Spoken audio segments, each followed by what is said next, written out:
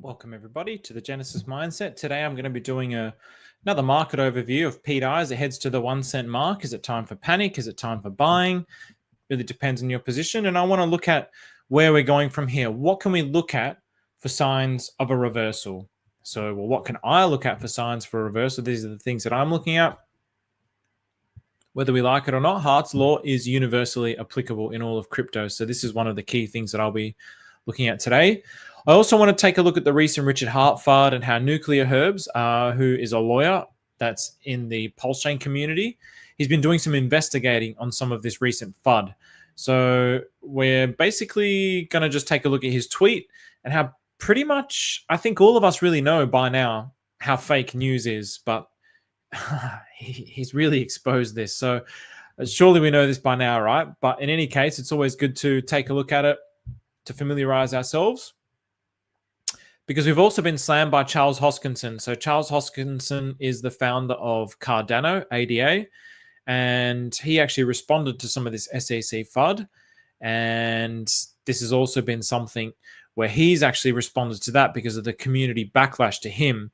So I wanted to also take a look at Richard Hart's Christmas video and a little clip that Brandon Rags2Riches took, which he says was the most important part, and I totally agree with him. And basically how we as a community can present ourselves. So I know that we can't change anyone, we can't change anyone's perspective, but at least hopefully there'll be people amongst the community who can actually start to be a louder voice than the negativity. And that's what I'm kind of hoping for. So anyway, tonight's Friday night in Australia. So if anyone wants to join me, I'm just going to be putting the link in the description there. And I'm going to be putting it on Twitter as well. So just give me 1 second while I post this on Twitter. Anyone who wants to join. Can I do this? How do I do this on the Twitters? All right, forget it for the Twitters. It's at least here in the comments. So if anyone wants to join, they're more than welcome to. So, okay. So first of all, just looking at the market overview. So the market overview, nothing's really changed from the last few days, but it's always good to keep in tune with it. This helps me the most when I'm observing it every day. I think especially if you're really, I think hopefully there'll come a point where I might only look at it weekly, but for now, because I'm really trying to familiarize myself with the flows of liquidity in Pulsechain, I want to look at it every day. So I always start with the Pulsechain core coins. So Pulsex, Pulsechain, Hex, they're all very similar. So I've chosen Pulsex. Atropa, Atropa Pt I, Pulsex, Pulsechain, they're all very much liquidity bonded. I mean, even look at this now. You're starting to see a green candle form here. Green candles forming here. And pDAI also green candles forming. So, I mean, the liquidity bonding is very self-evident. So, I'm feeling very vindicated. It's almost at the 1 cent mark. I did receive some backlash. So it's good to see that it has got there more organically. I mean, it was to be expected, right? We had this massive run. People are going to sell. Whether we like it or not, people are going to sell. That's just the nature of markets. But is it a time for panic? What can we start to look at for signs of reversal? Well, first of all, there's Donald Trump's presidency, 20th of January. We're going to look forward to this date. The other one that a lot of people look at, so I've learned this from the Crypto Kings, and there's been a few people, or there's been one dude in particular who's been DMing me. I won't reveal all his secrets, but I think the Bitcoin dominance chart is a very obvious thing to look at. So when we see a reversal here in the Bitcoin dominance, we potentially can see a reversal in Pulsechain. So actually what I might do is I might put this on the 3-day as well, just so you can really see. Actually, no, you know what? That's the weekly. I'm going to put this on the weekly as well. So if we have a look at this, so what dates were these? So from basically the start of November till the start of December. And then basically start of November, we had a reversal in Bitcoin dominance. So we had a reversal in Bitcoin dominance until the start of December. And so if you have a look here, it's inversely correlated. So the Bitcoin dominance, so this is where everybody talks about alt season. So basically, if it's below 50%, I mean, everybody's got different ideas, but some people who've been sharing with me, 50%, below 50% is altcoin season. So everyone's got different ideas, but yeah, this is a good way of looking at signs for reversal. So when we see Donald Trump coming in, if this continues to run and Bitcoin continues to run, which I suspect it will, I actually possibly, to be perfectly honest, I don't think we're going to start pumping on January the 20th. I'll be straight. I don't think we're going to. Maybe even February, March. Don't shoot the messenger. This is just pure speculation, pure guessing. But I would suspect that Bitcoin is going to run hard when Donald Trump gets in, just like what happened when he got voted in. So when he got voted in, I don't even know what day it was because I'm not American. I don't know what day it was. What was it? Somewhere in November or something, or was it October? I don't know. I don't know when Donald Trump got voted in. So whenever he got voted in, obviously Bitcoin broke. Oh yeah, Bitcoin broke the 100K mark. So actually, this would be a good way of telling, right? So, or did it? Or it just started pumping, didn't it? It just started pumping. So it was probably around here. It was probably around here, around like the start of November. Isn't that interesting? Isn't that interesting, actually? That Bitcoin really pumped from basically the start of November until the start of December, but the Bitcoin dominance reversed. Isn't that interesting? So anyway, these are things that you can start to look at. So I wouldn't expect, when Donald Trump gets in, all of Pulsechain is going to pump. That's not what I would expect. I would expect Bitcoin to pump, and then I would expect that liquidity to flow into everything else after that. So 7th of November, I'm seeing here from Hans. 7th of November. Man, that's pretty wild. That's pretty wild. I would have thought it would have been inversely correlated. So, 7th of November. So basically within this week here, which I suspect contributed to this massive candle. If you go into the daily, yeah, here we go. So 6th, because it's measuring it. And there was also like maybe there was like he was winning the polls at that particular point. So yeah, anyway, keep an eye on these things. So good morning, Andrew. What's going on, Puffy? Daddy Hexar, thanks for being here, man. You're always here, always supporting. Appreciate you, bro. Alt starts in 2 days. The Don with the big call. 2 days, the Don reckons. So what are we on? The 10th? The 10th of January. So the Don is predicting the 12th of January. What's got you saying this, Don? Do you have any sort of like thesis around why you're saying 2 days? That's pretty. I haven't heard anyone talk like that, so I'd definitely like to hear why you would say that. And again, if anyone wants to join, please join the conversation. It's a Friday night here, so yeah, just very casual kind of Friday night, cup of crafties, Friday night, chilling out, unwinding. Okay, so first of all, Nuclerherbs. Obviously, we all saw the Richard Heart FUD, or maybe we didn't. So, here we go, the Don. So every bull run, 12th of January, it's the time unless it's different. Okay, let's see. I mean, possibly because of different factors. I actually saw like some people talking about this whole fire that's happening in California. So yeah, condolences to the people in California or Los Angeles, LA, that maybe have lost their houses, and maybe someone that's lost their house. Condolences to them.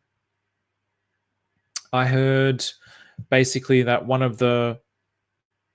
I've just been seeing conspiracies on Twitter, put it that way. So I've also been seeing that this could also lead to things not running because the people who are a lot in crypto will be kind of selling their crypto to now buy houses back because all their insurances got cancelled. So yeah, it's not a good situation in LA, put it that way. So yeah, my heart goes out to the people in LA. It would not be a nice situation. So what's going on, Matt? What's going on, Cookie de Chocolata? I was thinking about pDAI pegging to hex, and it makes sense. Richard Hart probably doesn't want people swapping hex for pDAI. Maybe they'll write. That's interesting, Blue Bum. That's an interesting hypothesis. That's an interesting hypothesis, actually. I like your line of thinking with that. I really do. I think that's really interesting. I haven't heard anyone say that. I like that. Kudos to that. So yeah, I mean, if Richard is behind pDAI and hex is his original baby, makes sense. Makes sense for him to not want people to be dumping hex for pDAI. That's a really, really good it's really good line of thinking. I like that. Nice one, man. Good morning, Frankie Lloyd White. And good evening, Mr. Clintrons. Okay, so yes, obviously all this Richard Heart FUD, right? So there was all this Richard Heart FUD with his watches and the Interpol stuff, and Nuclerherbs, who is the lawyer, he's not the lawyer for Pulsechain, but he's a lawyer in Pulsechain.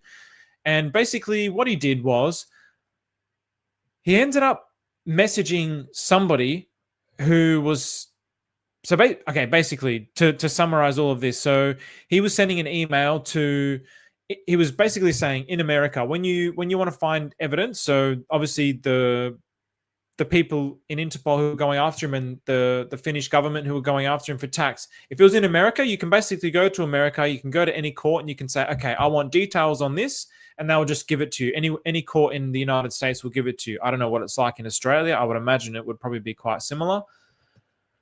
But in Finland, it's different.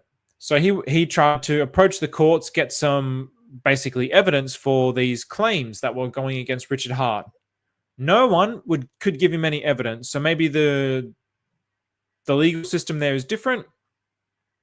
And so that kind of fell on the wayside. So he ended up doing some digging.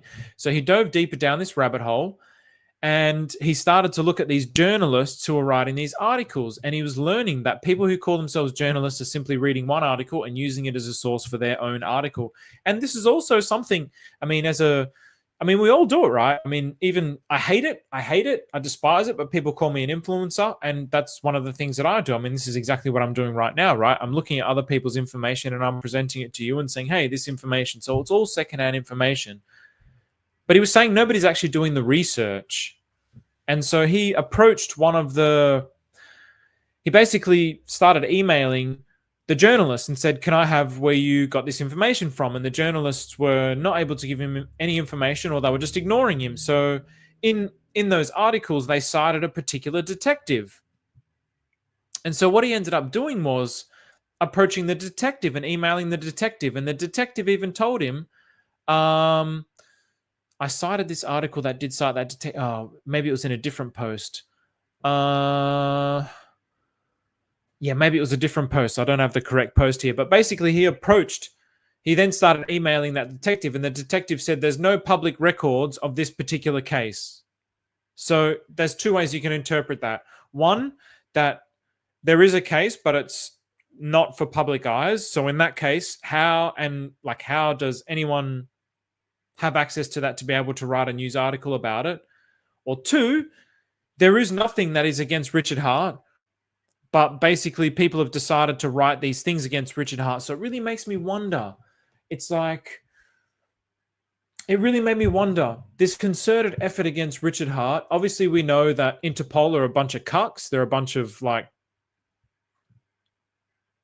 they're just a bunch of puppets. So they're essentially, the SEC looks like they're losing the case. And so they're using all these other legal arms around the world to do their dirty work for them. And there's that. But then there's all these media companies that are presenting journalism. And I wondered, it's like, is it because Richard Heart, as a former Bitcoin maxi who then started to FUD Bitcoin, is it because he FUDded their tokens that they're all just not doing any research? They're basically just seeing something and going, yeah, Richard Hart's a piece of shit, and we're going to put this information out and screw Richard Heart, screw everything that he stands for, screw all of his tokens? Or are they actually, again, little puppets of these federal agencies? Because this is also something that they do, right? Corporations will own media companies and they'll get them to present information in a way that benefits the corporation. And if it doesn't benefit the corporation, then they'll have that even as good as that article might be, or as newsworthy or truthful as that article might be, it will not get shown because it presents the corporation, the major holders of that particular media company, in a negative light, so it won't get shown. So there's no such thing as truth anymore. It's really just vested interests, and there's no such thing as truth in the media. So I wondered again, is it people are butthurt that he fudded their bags, or is it corporate interests or governmental interests that are really trying to bring him down because we're creating something that's truly decentralized here, and it represents basically a massive thorn in the side of TradFi. If not just a thorn in the side, I would actually almost say it's more than a thorn in the side. I won't say it's the end of TradFi, but it certainly represents a way out of TradFi that is much, much, much more beneficial to the individual. The Federal Reserve, like, they're so shit. They're so shit. Like the banks, if you're a bank in America, you can just go to the Federal Reserve, get an interest-free loan, and then what do? Then you can charge other people interest. So I'm a bank. I'm, what's his name? I don't even want to say their names because fuck them. So I'm a bank and I'm going to get an interest-free loan, but then I'm going to charge you 10%.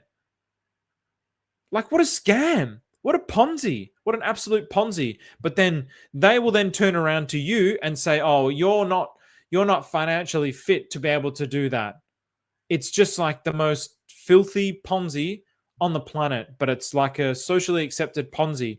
But it's almost not even socially accepted. It's just like it is socially accepted, but this is something that people should be protesting in the streets for.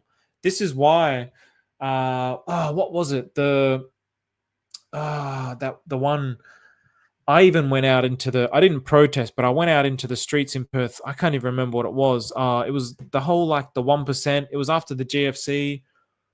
It wasn't even after the GFC. It was more after that. Crap. I can't even remember what it was. Something about against the 1%, but it's just a Ponzi, right? So anyway, obviously we can't trust anything that the news says. So the news is referencing, basically there's a false source of information. It starts from a false source and everybody's referencing the false source. So it really frustrates me because as people who go to research who is Richard Heart, then the first thing that they're going to look for is everyone that's citing this one false, like it's, in terms of SEO, the more that this particular article is like interlinked, the more power it has in Google. So therefore, it's going to be listed higher in Google rankings. So it kind of Occupy Wall Street. That's it. Blue bum. Occupy Wall Street. That's it, bro. Occupy Wall Street. So I ended up doing that in Perth as well. So, Occupy Wall Street. So, So basically, with Google SEO, the way that it works, there's backlinking. So if I have an article and then everybody else is like backlinking to my article saying, okay, this is where I got the information from, then Google says, oh, well, this has got some validity because it's being backlinked. But when that original news article has no truth to it in the first place, then this false information proliferates. And it frustrates the hell out of me because then there's new people who come and look at Richard Heart. And even if you go to Google now, you search up Richard Heart, it'll just be like all negative sentiment, which really, really sucks. So then I thought this was really cool. So this is why the thumbnail was GodAIwhale. It's obviously GodAIwhale. So Decentralize Me has called on the real GodAIwhale, and he said this is a pitch to GodAIwhale to fund a comprehensive digital marketing program which is run by the community for Pulsechain. So let's maximize the awareness phase for community for freedom for Pulsechain. So I actually haven't watched this yet. So I just thought, I want to try and stream every day, and sometimes I don't really know what to talk about. So let's watch this together. So let's watch this together and let's comment on it. If you guys have got some comments on it, please comment. And if not, I'm just gonna comment on it as we watch it together. So calling on the GodAIwhale, the route to professional marketing for Pulsechain. Hang on a minute. Calling on the what was calling on the GodAIwhale. GodAIwhale. It should be GodAIwhale. Well, the route to professional marketing for Pulsechain. This video is a pitch to the GodAIwhale to fund a comprehensive digital marketing strategy to put Pulsechain on the map and increase its mindshare. We're currently experiencing a lot of negative PR that goes unanswered within media outlets. Marketing efforts are predominantly focused on a single platform, X. The communication is largely done through threads, with little unique professional content being created. And the content that is being produced is largely being consumed by the same audience. I propose that it's time to hire a comprehensive marketing agency and start playing on the same field as the largest blockchains. A full-stack marketing agency can deliver positive PR. Richard Heart is the savior of crypto. It's time more people understood this. We need to expand outside of X, on other social media platforms, news outlets, and search engines. Richard Heart is the savior of crypto. I think that statement is really quite profound. I see energy. When obviously I talk about religions and spirituality quite a lot on here, but when I look at the history of religion, when I look at someone like Jesus who brought the truth to the world, I don't see Romans crucifying a Jew. I see negative energy not being able to accept positive energy. And so this is exactly what I see with Richard Heart. I see positive energy presenting the truth, and then it's competing against negative energy. And so the old world is against the new world. It's the old world, the dark energy, versus the new world, the positive energy. So that's what I see. So really, Richard Heart is a savior. Imagine if Jesus came now. Imagine if Jesus actually came down from the clouds right now. I guarantee you, I mean, for a start, Jesus wasn't white. This is there's historical evidence to suggest that Jesus wasn't the white dude that we think that we see in all the churches and all the depictions of him. So he was actually he was more dark skinned and fat nosed. So he probably looks more like me. And who's going to believe that it's Jesus? No one's going to believe it. Even if he says the words that are true, no one's going to believe it. It's the same as Richard Heart. Even when he's saying the true words, no one actually believes it. So I think that's very interesting. Richard is a savior of Pulsechain, of cryptocurrency rather. Pulsechain is premium blockchain technology. It's time to put out content that's in keeping with this. Time to reach the wider audience. The problem is that if Richard were to promote Pulsechain through traditional media streams himself as a good investment opportunity, Pulsechain would risk being deemed as a security, bringing it under regulatory scrutiny. So how can we solve for this? We can use an intermediary. This is an established model used by other chains, who donate to an intermediary who acts on their behalf, funding marketing activity in the best interest of the chain. GodAIwhale, donate to me. I've already set up a UK limited liability company who I will fund using your donation. I will then employ a digital marketing agency. GodAIwhale! And I already have one lined up who are keen to work with us, and have executed this exact model 4 times already. This is the team from the Pulsechain community. I have experience managing sales and marketing teams, along with hiring and managing multiple marketing agencies of Osprey, what a dude. And Decentralize Me, what a dude. Various types. I also received a digital marketing qualification whilst at Visa, completing a course that usually costs around £2,000. I've partnered with Osprey. He has been an admin for pDAI and led their marketing efforts for the past year or so. He has 10 years of marketing experience, working with a variety of clients across various digital marketing streams. The marketing agency I've chosen is Coinbound, a leading crypto marketing agency who have worked with over 800 clients. They've worked with some big names and have a broad experience in terms of the types of companies they've worked with. Speaking to them, they were aware of Pulsechain, understand it, and have experience working in this intermediary model that I'm proposing. And as they have experience in this, they will ensure that our setup is compliant. This is what the structure of the marketing efforts will look like. We will be signed an account manager. Okay, so essentially, just so we can kind of wrap our heads around this as we're going along, Richard himself, as the founder of Pulsechain, cannot actually provide any marketing efforts because it would be considered a security. But what he's trying to do is he's trying to set up something where he, as a part of the community, will spearhead the marketing efforts for this particular blockchain. So this is very cool. And he's teaming up with Osprey. So both very, very cool dudes. Coinbound, who will have an executive sponsor, who they refer to internally as a fractional CMO. With our direction, they will create plans for content creation and distribution on social media platforms outside of X. They'll manage paid ads, paid and earned media, and we'll strategically select influencers to sponsor. Oh, I'll put my hand up. Osprey will manage 2 accounts. One will be an X account distributing the new professional content. The other will be focused on providing visibility to the community on the digital marketing program. Budget will be allocated to paid advertising.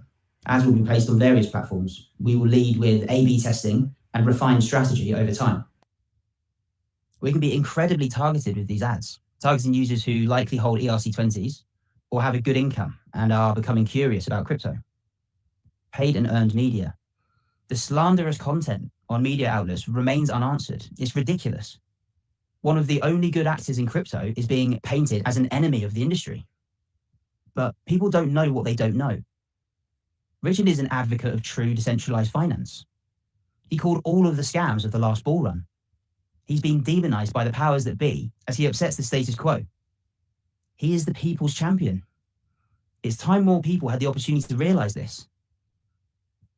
Influencers, a controversial topic within our community, but this is a proven way to reach engaged audiences. We should strategically be engaging with influencers whose audiences need saving. Our focus will be on the opportunity Pulsechain presents. There will be no promotion for projects outside of Pulsechain, PulseX, Hex, and the ERC20 copies as a whole. We will focus on ensuring the truth about Richard is more widely known, finally providing a counter to the narrative being pushed by those threatened by our champion. The successful outrage marketing campaign is complete. It's humble Richard time. Time for professionalism.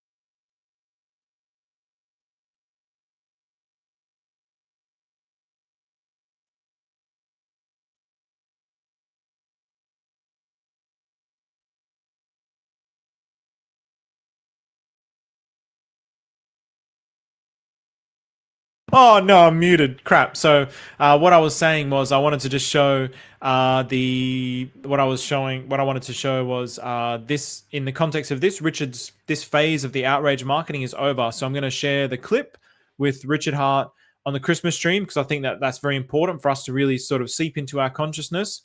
And yeah, the reason why I'm playing this type of clip as well is I haven't actually watched this clip yet. This is my first time watching this clip, and I know that for like this tends, I'm just trying different kinds of content, right? Because I'm trying to stream every day, and I know I was just saying, like, I know the kids love watching people play video games online, and I'm just like, why don't you just play it? Why don't you just play the game instead of watching somebody else play it? But that's what I used to do with my cousin every Saturday. We'd watch him play Nintendo. Battletoads. Shout out to Battletoads if anyone knows that. So let's get back into the video. Digital marketing can be incredibly targeted. We can target people based on their age and income demographics as well as their interests. Coinbound operate on a monthly retainer with monthly fees to be paid up front. They require a 2-month minimum commitment. They have the traditional agency model. You're billed based on hours with fees taken on media spend. GodAIwhale, fund this. Here are some annual budget options. To limit your exposure, donate the minimum contract length of 2 months payment. Whichever of these numbers you donate, I will know what the annual budget is, and we will create a plan with the agency accordingly. I will ensure there is full transparency on how this budget is spent, posting the activity we are conducting along with the budget used versus the traction and the return on investment. On that X account dedicated to community visibility, we will take community feedback and adjust our strategies accordingly. Osprey and myself will pay ourselves $5,000 a month with a $1,000 a month budget for accounting, legal, and internal systems. We'll use this amount from the budget up until the peg, where we'll continue to work but waive these fees and instead assign them as budget to the agency. A lot of people will probably be thinking, Richard's never going to trust a faceless account to do this. And I understand why. Even the biggest believers in... That's the beauty of DeFi. We don't need Richard to trust it or not because we're a community. So anyone can start to do these kinds of ideas. So if Decentralized Me starts to do this idea with Osprey and it ends up proving to be successful, then the community is going to roll with it. This is the real beauty of decentralized communities, decentralized ecosystems. And this is why, again, the FUD about, okay, look, I don't want Richard to go to prison. I don't want anything negative to happen to Richard. But also, the blockchain will go on with or without him. That's the thing. It's here. The code is here. It's done. It doesn't need Richard. That's the thing. But of course, we want him to be here because he's like our spirit leader. And pDAI have moments of doubt over me. They think, I never validate the stuff this guy says. Can I really trust him? And maybe they're right. Maybe you won't want to fund this. But we're in a unique situation, aren't we, Richard? Because you're one of the only people who really know that I have been truthful, that I am genuine, that I've been acting altruistically for over a year now. And you must be aware of me by now. Your fingerprints are all over our proposals. You would have seen that I get what you're doing on Pulsechain. I understand the mission and see the true value. Give me a megaphone, give me a budget, and I will deliver.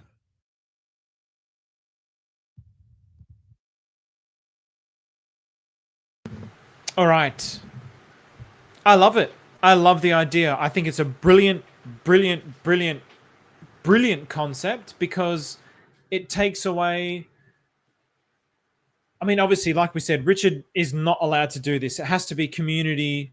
It has to be done by the community. Otherwise, it ends up being classified as a security, which is a massive problem. So this is a brilliant idea. I don't know whether... I might even seen... I'm not going to say... Wow. Okay, so already a massive thank you on behalf of the community to whoever just sent 55,000 to the marketing fund, and a thank you from me for placing your trust in me. So somebody's already given 55,000, and they've already reached the 100K mark already, thanks to another massive contribution of 53K. So 109K. Wow. I mean, this is brilliant because these are the types of things that we actually need to do, because it's an unfortunate consequence of who is Richard Heart. So basically what he's talking about, even though people will do this on, so who is Richard Heart? The first thing you're going to see is a Finnish police seized his wallets. Finnish police, watches. So this is full of shit. This is also full of shit. There's no factual evidence to back any of these articles up. There's the corrupt SEC. There's also the corrupt SEC. There's these pieces of shit here who are fudding. All you need to know about Richard Heart, a prominent figure in crypto company, in the cryptocurrency world. All right, this is actually not so bad. This is actually not so bad, to be perfectly honest. There's things that aren't completely 100% negative, but this is the degree. This is what people see. So when people come like, okay, well, if just say, let's people do want to find out about Pulsechain and then want to learn about Richard Heart, though, this is the things that they're going to find straight away. So basically what he's saying is this marketing agency that he's trying to develop, that he's trying to put together, is going to counteract this crap, this trash, because what gets it up in Google ranks, what gets it up in Twitter is people interacting with it. So we need to do that. And I tried on my website to put some content out positively about Richard Heart. I mean, what we really need to do is backlink. So we backlink with each other. So these are the things that we have to do to fight against this. It's us against... It shouldn't be us against the world. It's really really annoying. Like, I know...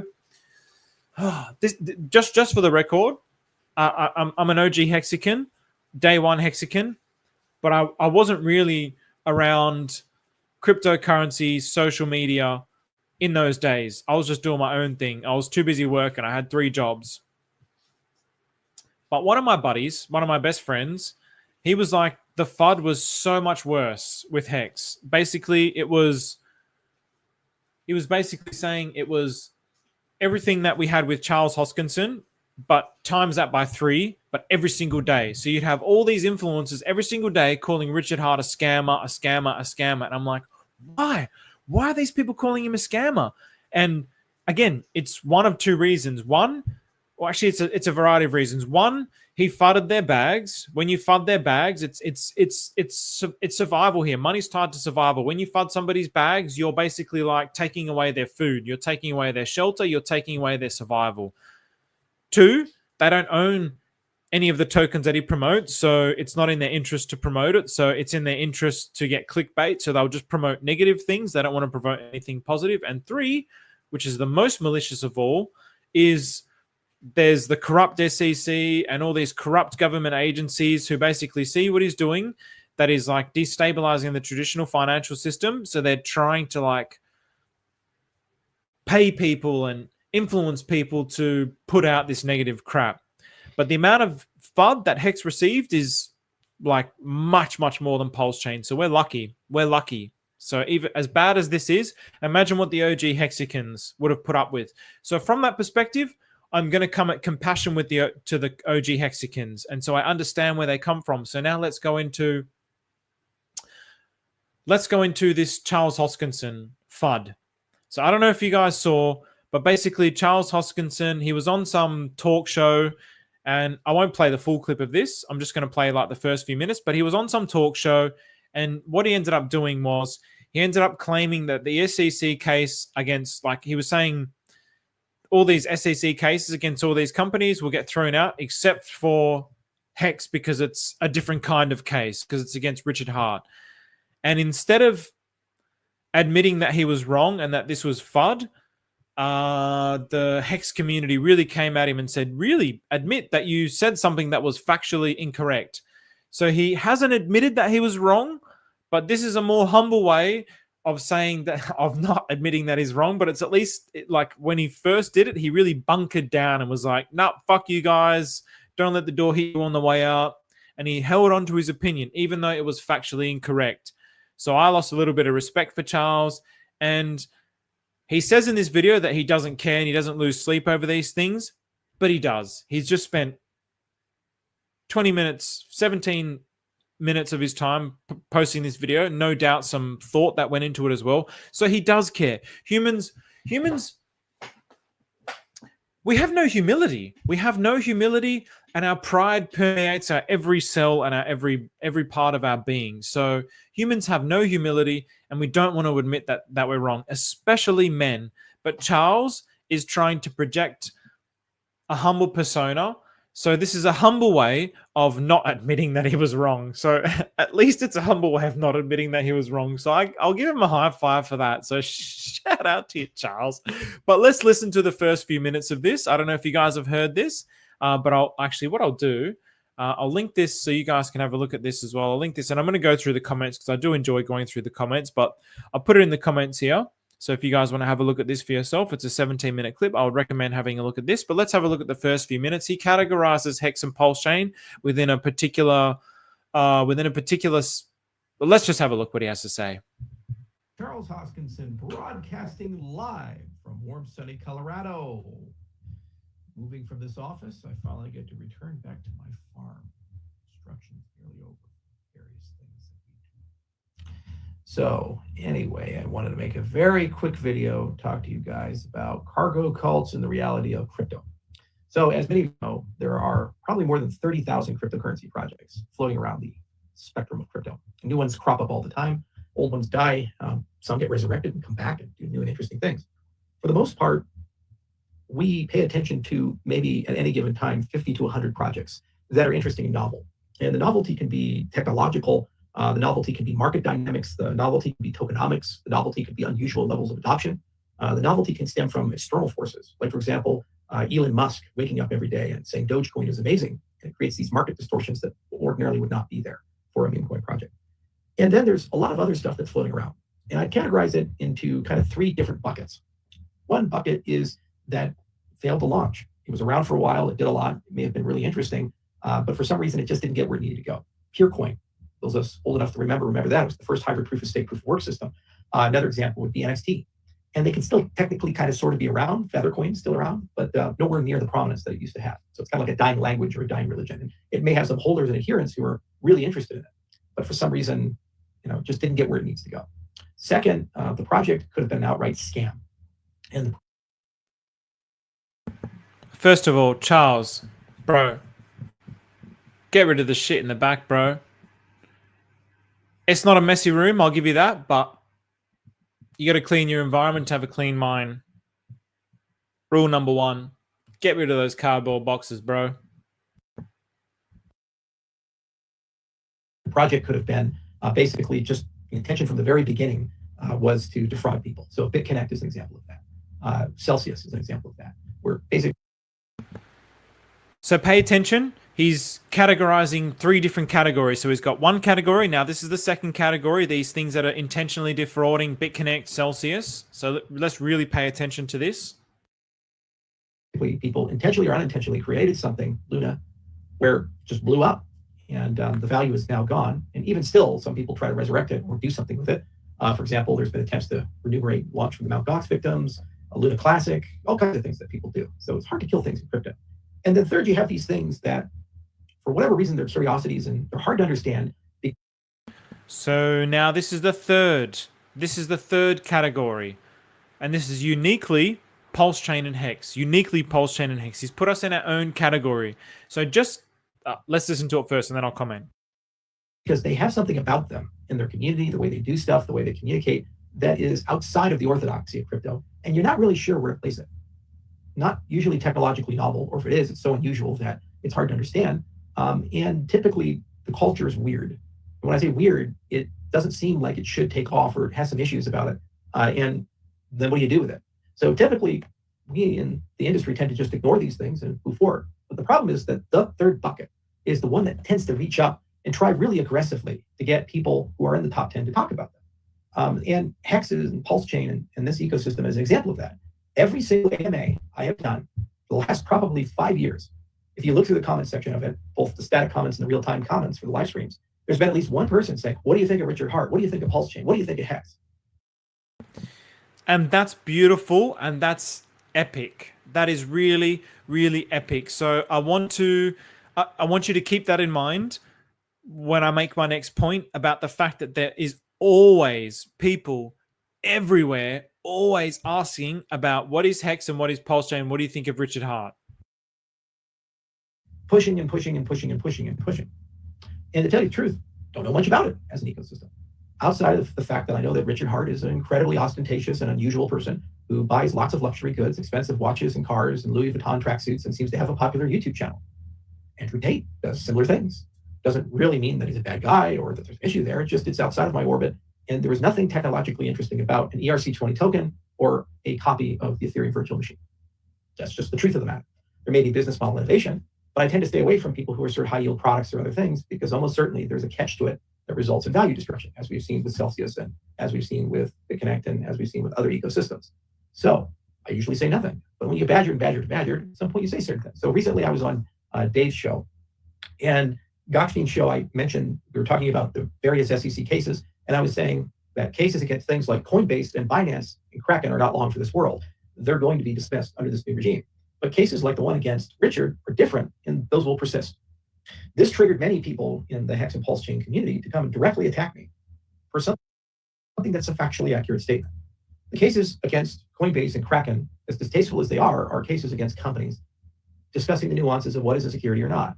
The case against Richard is a personal case against him involving misappropriation and fraud for $12.1 million, what they assert misappropriated money. Okay, so this is where my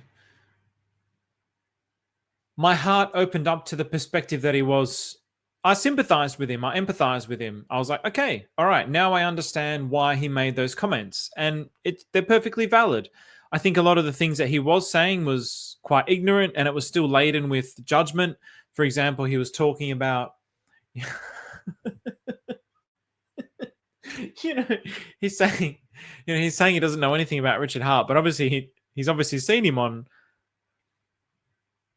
social media somewhere, commenting on the Louis Vuitton, the watches. So it has mind share. This is an important thing. This is a really important thing. The other thing is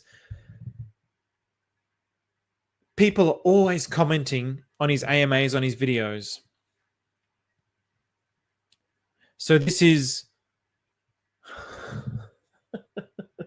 this is also mind share.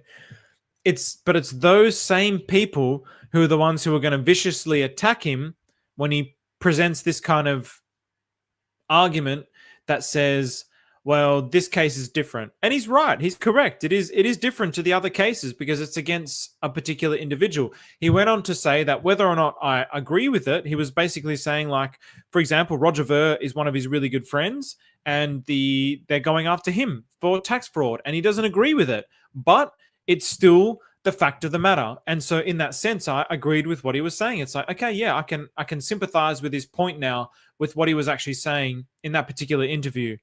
Now, the perspective that I wanted to come at from was really starting to engage with Charles in a different manner. And these are things where it's like I can already feel instantly the earth is changed. I can already feel instantly like you can't change anybody's thinking.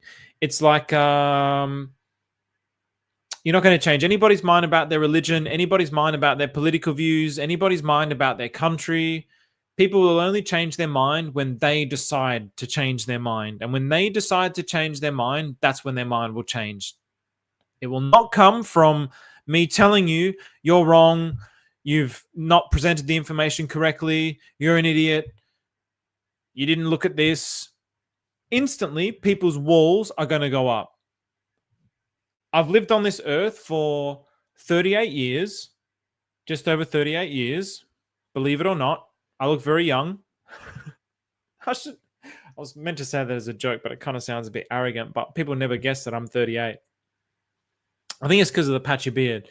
But I've lived on this planet for 38 years. I've read a lot of books, watched a lot of documentaries, observed a lot of people. I've had social anxiety in the past, so I'm not a talker, believe it or not, even though I have a YouTube channel where I'm like presenting myself to the world. I'll even in meditation, I'll go to like an organization, I'll go to a school and I'll present it to the school, I'll present it to a workplace, but I don't enjoy one-on-one conversations. I don't enjoy being the center of attention in like a group situation.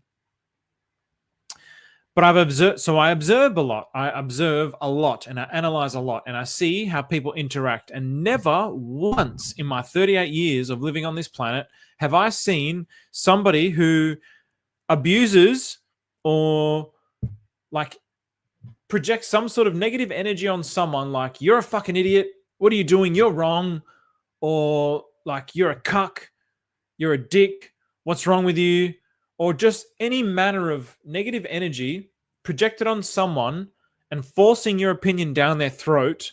I've never once in my 38 years seen someone go, oh, you know what? I am a cunt. I am a piece of shit. I'm a cuck. I'm a dickhead. I'm a loser. You're right. I'm wrong. You're actually correct. Not once in my 38 years on this planet have I seen that happen. Not once. I haven't observed it online. I've never seen it in any debate. I've never, ever, ever, ever, ever seen it within my limited perspective of the planet. And my limited perspective of the planet is indeed very limited. But I've absorbed a lot of information and I've never once seen it. I've also read books like How to Win Friends and Influence People that outline that this is not the way to engage with someone. This is not the way to open somebody's mind up to your perspective. Never once. Never once. I've only ever seen it lead to conflict.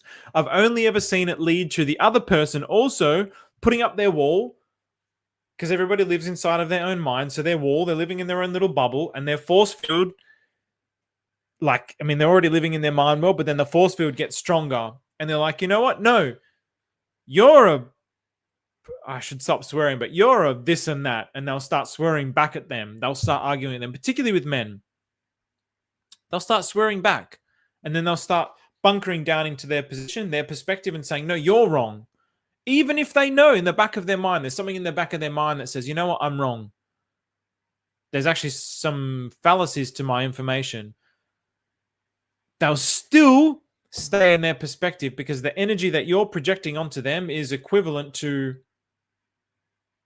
I don't want to say it, but it's uninvited energy. It's the equivalent of, I don't want to say the word because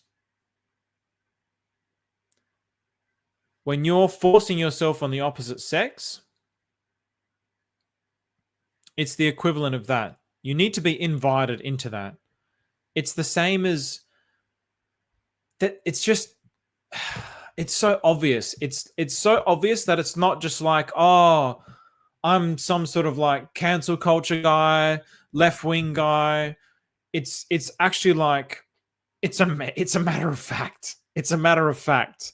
If you come at someone full of your own mind, full of your own negative intentions, that person's walls are going to come up. It's not up for debate for me. It's literally just like a fact of the universe. It's a fact of energy. It's a fact of human interaction. So why do we keep doing this? And it frustrates the shit out of me because I'm like, we keep doing it. We did it with Charles. And I don't actually think, I mean, this is just a guess. I don't actually think people saying, you're a fuckhead, Charles, you're a cuck, you got a small dick, you're piss weak. I don't think those types of comments would have made Charles create this video. The type of comments that I think would have made Charles create this video were comments like the ones that I made, which would have tried to see it from his perspective and then go right to his heart and really pierce his heart and see from his perspective, but also show him that his perspective is false. And those are the kinds of comments which would have made him come out and do this video.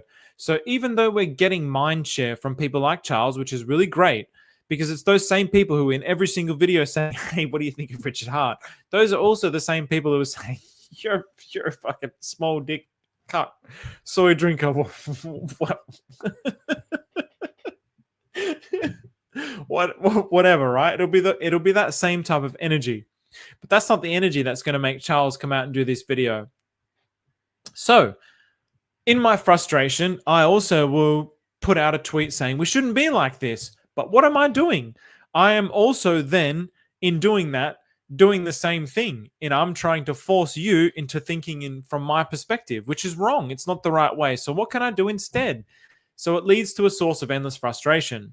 So all I can do instead is, okay, what can I do? I can try and be someone who engages with people like this in a way that makes them create videos like this or contributes to them creating videos like this. I can't make those other people stop. There's nothing that I can do that's going to make those people stop. In the same way that if someone comes to me and says, you're an idiot, you're a loser, you're dumb, you don't know anything about this. Even me, I meditate daily. I on the daily try to eliminate my ego. On the daily, just saying this is not very humble, but I try to be humble, but I'm not humble. But I even see myself as being more humble than people who call themselves humble, because I try to eliminate the self. The self inside of the mind cannot have any humility because it thinks it's right. It thinks it exists. The self inside of the mind is like the king of that mind world. And everybody, everywhere you look, is talking exactly the same all over Twitter. It's just me trying to one-up you, and then me trying to one-up you, and then you one-up them, and then they try and one-up you, and then maybe it's going to take 6 months, and they try to one-up you, and then another 6 months later, some other point will come across, and then they try to one-up you. It's an endless cycle, and it goes nowhere. It goes nowhere. So what can I do? So what I'm trying to do then instead is, okay, well, I'm going to try and be an example of someone who tries to project an energy that is more engaging with Charles Hoskinson. So I've seen people like Brother KG. So shout out to Internet Money Wallet. Brother KG, an absolute phenomenal member of the community. Obviously, Brandon Rags2Riches, another phenomenal member of the community. So he actually quoted this particular video. So from that perspective, let's go into this next segment, and then I'll read my tweet. But I thought Brandon was basically saying, oh, what a dude. He presents himself like a badass, but he's such a nice dude, man. Look at this. So I think this is the most important part of the Christmas dream that no one is talking about, because it challenges the online identity of people who get a kick out of being reprobates. I don't even know what that word means, but I love it. I'm going to look it up. Reprobate. Reprobate.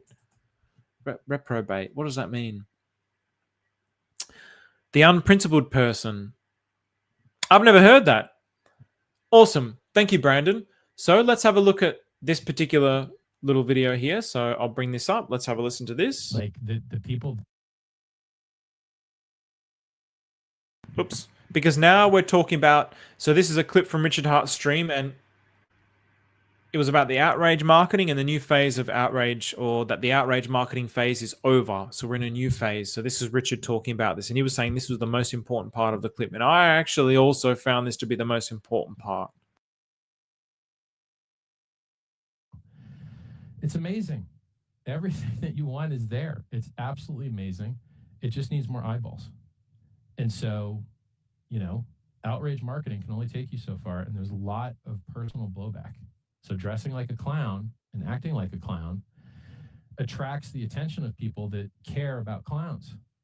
But there's a whole portion of the world that does not care about acting like a clown. There's a whole portion of the world that's more serious. And, you know, you've got the audience that cared about clown as far as you're going to get it. You know, like think about how much smaller the influencer community in crypto is now. It seems like mostly losers. How dare you, Dickie? How dare you? I'm not an influencer, so it's okay. No, you're right to say that. Like the people that seem to get listened to are in general losers. You're like, well, that's not good. Like the rest of the world is not like, you know, hey, let's go do the thing that losers do. No, they want to see what winners are doing. So I'm emphasizing that if the community did more direct mail, more outreach, more things that people care about in a professional manner, then the rest of the world could be exposed to the miracle, the beauty of open source peer-to-peer. Okay, so the whole point of that particular message was obviously a new phase of marketing. So he acknowledges, and I remember the day. I remember the day where when Richard was streaming, and you obviously he'd be engaging with the community. I remember the day, and I'll never forget it. He got up to go to the toilet, and I put a long-winded comment, and I saw him pause as he got up to go to the toilet and read my comment. And I was basically talking about the fact that his way of communicating was not a good way of communicating. He needed to be more humble.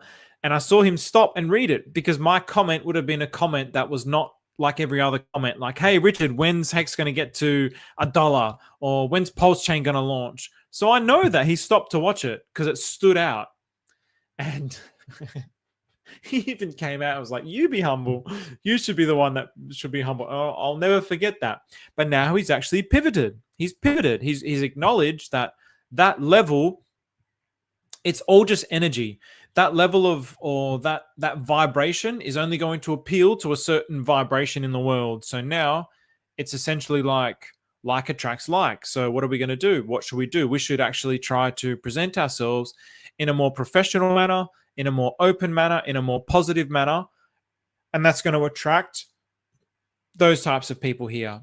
And so that's why I love the Atropa ecosystem. That's why the Atropa movement, I really try to acknowledge mindset and nurture this concept of mindset, because I think it's very, very important. This is the Genesis mindset, but I don't take that as like I really don't take that lightly. I really believe that on a fundamental physical, like on a level of physics, on an energetic level, it's not an arbitrary thing that I'm talking about. I'm talking about the fact that if you go and stab somebody, they're not going to like you. But if you give them a present, they're going to like you. It's the same thing. Your words do exactly the same thing. So if you act like a clown and you basically say, oh, you're a dickhead for buying Bitcoin, they're going to fucking hate you. They're going to hate you. It's really that simple. But if you say, hey, I'm not a fan of Bitcoin for A, B, and C, and I actually really like Hex because it achieves E, F, and G, that's a completely different vibe. It's a completely different vibe. One is like basically punching someone, and one is like putting your arm around them and sharing some wisdom with them. It's a completely different vibration. So I loved this. This was actually also my favorite part of the stream. So thank you very much for this, Brandon. Because humans, we're living inside of our self-made mind world. So Richard Hart has evolved from his outrage marketing, And I'm seeing it also. Like, people still keep blaming Richard for his outrage marketing. I saw Giga, and I challenged him on this, and he proved my point. He proved my point in the way that he was engaging with my tweet. And not even with his words. It's not even with his words. I can feel the vibration of his words. I can feel the darkness of his words. Even as I'm reading his words, I can feel like, yeah, he's basically like emphasizing my point. But he couldn't even, I'm not even sure he saw my point. But Charles proved that the outrage extends all throughout the community. So we often and to be perfectly honest, I think people like myself are the ones who criticize Richard for the outrage marketing. Why? Because our vibration doesn't match with that. So our vibration, it's all just vibration. I think that I'm real. These people think that they're real. No one's real, man. We're all just like parts of a whole, right? So that's why there's no point criticizing each other. So it doesn't match my vibration. Outrage marketing, acting like a clown, the watchers, it doesn't impress me. I couldn't give a shit, so it doesn't impress me. Calling somebody a dickhead doesn't impress me. But there's people that love that. There's people that love that, and there's nothing wrong with them. They also serve their purpose as part of the community.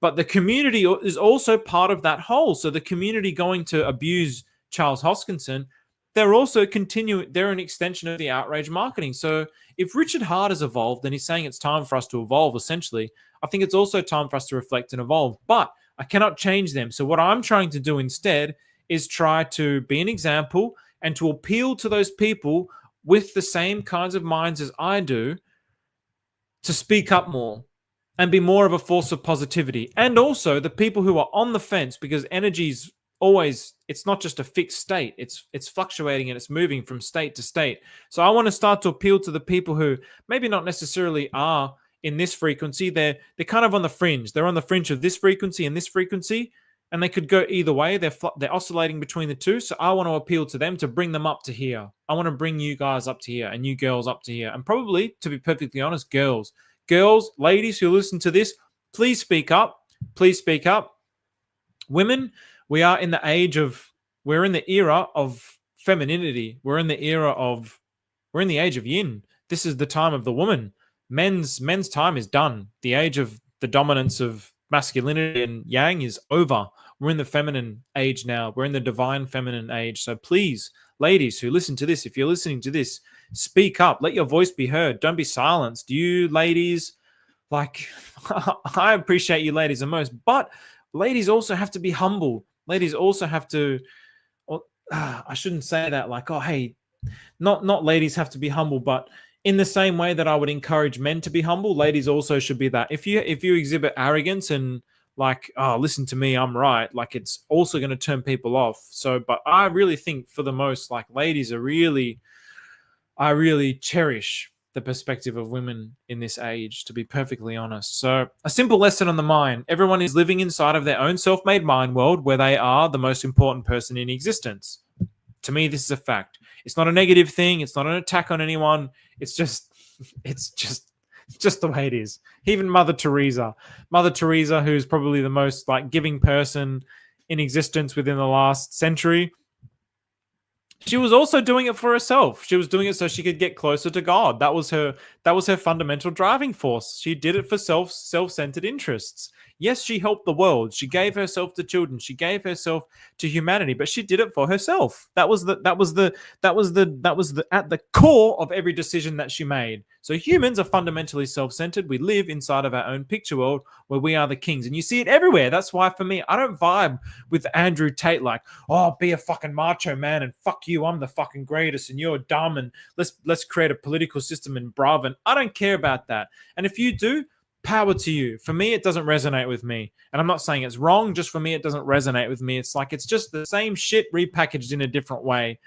It doesn't interest me. It's not, it's like, oh, alpha male. It's not alpha. You're literally just the same male as like what we've been seeing for the last thousands and thousands and thousands of years, which has got us here. So I don't vibe with it. So, but if you do, I think he's got a lot of good things to say as well. So I say too many things that might offend people, so I hope that doesn't offend anyone. But when you intentionally try to be negative to someone, you're projecting a certain negative energy. Your words are just symbols. Your words are symbols. What you write, what you say, the tone of your voice, it's a symbol. And so if you have negative energy, the intention of your words, you're projecting that negative energy out into the world. This is why also, even just by reading someone's words, sometimes you'll even feel it. You're like, this person is like, there's something not right about these words. You'll feel the negativity of those words, depending on how clear your mind is, how much clarity you have in your mind. So when you intentionally try to be negative to someone, you're projecting a certain negative energy.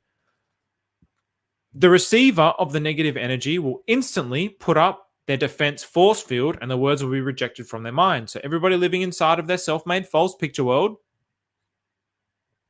soon as the negative words come, this force field just hardens, and it's like, bang, get out. I don't want what you're saying. I'm not interested in it because I'm the king of my mind world. I'm the queen of my mind world. I'm the greatest. I'm the best. I'm right. It's the equivalent of trying to do this to someone's mind. They don't want your negative energy and they won't accept it. Again, really reflect. It's a fact. I challenge you, right? Like after this stream ends, I challenge you to really reflect on your life and find a moment in your life where just once where negative energy has been received and somebody's mind has actually changed. You might get instances where maybe there's like a top dog alpha male who's like a bully, and they're just like, yeah, and then the other person kind of cowers away and okay, yep, no worries. But in their mind, they're like, I want to fucking kill this piece of shit. I hate this guy. What a dog. In his mind, he's like, oh, what? He on the outside, he's like, okay, I accept. But on the inside, his mind is seething. On the inside, he despises that person. I guarantee it. Reflect on your own life. Look at your whole life. You'll never find an instance. So therefore, it's a principle of life. It's a principle of energy. It's not like woo woo and like it's actually how it is. So we need to get permission to be heard, and the way that we do that is by not being negative. And so, how to win friends and influence people. I've done some write-ups of these on my website. I need to do more write-ups on these. I've done part 1, part 2. I need to do part 3. But how to win friends and influence people. Brilliant book. But this is how to win friends and influence people is like the way that I see it. Inside of this is living inside of our bubble. It's like an algorithm. It's a complex algorithm. So it's coded. It's math. But the way to do it is with no mind. That's actually the true alpha top dog way, to have no mind. So if you approach someone with no mind and you say the things that you need to say, you don't need to strategize how you're going to say things because you're doing it with no mind, which means you're going to do it in the righteous way for that particular moment, which is obviously going to be positive because it's going to have the mind of the universe, which is the mind of God, Buddha, and Allah. But because people aren't living like this, we need to like algorithmically program ourselves with positivity. So try compliments and positivity first. So that's why I'm saying get permission to be heard. Try compliments and positivity. I'm saying that based on these books, because these books are talking about the way that energy interacts. But if you have no mind, then just naturally you'll interact in that manner. That's actually the top dog alpha, which I don't think anyone really understands. I'll be honest. I don't think anyone. I think maybe there's like 0.0000001% of the planet that understands it. I'm not saying that I necessarily do that, but I'm saying, I can agree with that sentiment. So yeah, I would really think about it. What's the point? When have you ever seen it work in your entire life? So from the perspective of the universe, it looks exactly like a bunch of yapping dogs. You know, when you see dogs that just like start barking at each other and this one starts barking and that one barks back and that one barks back. You know, when you try to be like oh, fuck you, Charles, you got a small dick. And then Charles is like, yeah, don't let the door hit you on the way out. Oh, Charles, no, you look like an old man. How are you, 37? And Charles is like, yeah, well, Pulsechain's gay. And you're just like, no, you're gay. And no, you are. No, you are. No, you are. What is that? Where's it going? What's it doing? What's it achieving? Literally nothing. And still people do it all day, every day, all the time, all over Twitter, all across humanity, walking around like I'm a top dog. If anyone bumps me in the club, like, yeah, fuck you, no, fuck you, no, fuck you, no, fuck you, no, fuck you, no, fuck you, no, fuck you. No one submits. No one submits. Why? Because we're all living inside of our self-made mind world. We're the kings of that world. But I'll tell you, from God's perspective, from the universe's perspective, it's the most pathetic thing in the world that people actually think that they exist. People actually think this is real, but it is the most pitiful and pathetic thing. I'm postulating way too much. Anyway, I'm going to start going through some of these comments, and then we'll have a look at some of these other things. So I don't know, what are you people think, like, what do you girls and guys think about this? I saw Fatina in here earlier. I don't know if she's still in here. It was very interesting what he said about reaching out to the FBI. I wasn't sure if the FBI are aware or if it was more that they can help your country kind of thing. If you're talking about Nuclerherbs reaching out to the FBI, it is. And I like that. I like that we have people like Nuclerherbs who are like, you know what? I'm not going to accept things as they are because it's all just a bunch of BS. I'm actually going to do my own research, which is, it's awesome on the one perspective, but on the other perspective, it's like, how pathetic is the world of journalism? These guys call themselves journalists, and they're just pathetic. They are just deplorably pathetic. So Hex is doing worse than IOTA. Time for Richard Heart to eat crow. Eat crow. I don't know what eat crow means, but anyway. What's going on, Shio? Smart move. I can't remember what this was in relation to. This was, oh boy, this was almost an hour ago. So I'm not sure what this was. So Decentralized Me is definitely doing some amazing work. Anyone else experience PulseX farm glitch? Frolics, not sure what this is about. Who controls the donation wallet walls to wall? Are you talking about the donation wallet for... Where is it? Are you talking about this one? I would suspect Decentralized Me and Osprey control it. And I suppose from my own personal perspective, I'm over trying to convince people about the benevolence of others. If you don't believe the benevolence of others, then that's no problem. I'm not going to try and convince you of that. For me, it's like self-evident. I hear the person talk, I feel the vibration of their words, and I'm like, yep, that's a trustworthy person, and that's enough for me. And if I'm feeling like a little bit skeptical, I need to do a little bit more digging, then I will. If not, I trust it. You know what? I'm going to send $100 and he's going to run away with it. Well, if he runs away with it, well, okay, I lost $100. Like, so what? I mean, yeah, I mean, it's good to be mindful of these things in the terms of like safety and all that kind of stuff. But I spend way too much energy trying to convince people of things, and it's a waste of time. So, yeah, if you don't trust it, don't donate, bro. Simple as that. Ah, Treagle. Thanks very much, man. I appreciate that. It's well enough that people of the nation do not understand our banking system, for if they did, I believe there would be a revolution before tomorrow morning. Clintrons, you know what? I often wonder about this. I really, really wonder about this. I saw a really, really, really good quote. Who posted it? Gee whiz, who posted it? It was like boy. The communists came after my family, or gosh damn, I can't even remember it. I can see it in my mind, but I can't even express it. It was like such and such were against, or these people were against those people, but then those people did nothing, and then it went away. And then these people were against those people, and those people did nothing, and then it went away. And then these people did something and against those people, but they didn't do anything, and it went away. Or it didn't go away. It became like more of a problem, rather. It became more of a problem. And then they started, they made socialism, and then there was no one to defend against socialism, and then they came after my family. And then, but I did nothing.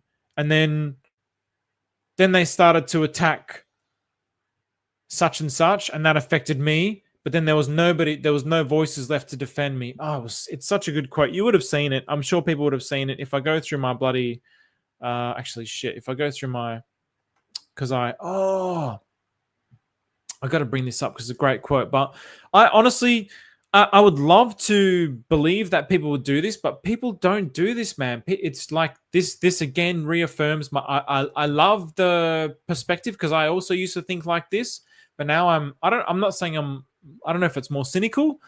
I feel like it's more objective, that people actually we're just self-centered. So we'll only, here we go. First, they came for the communists, and I did not speak out because I was not a communist.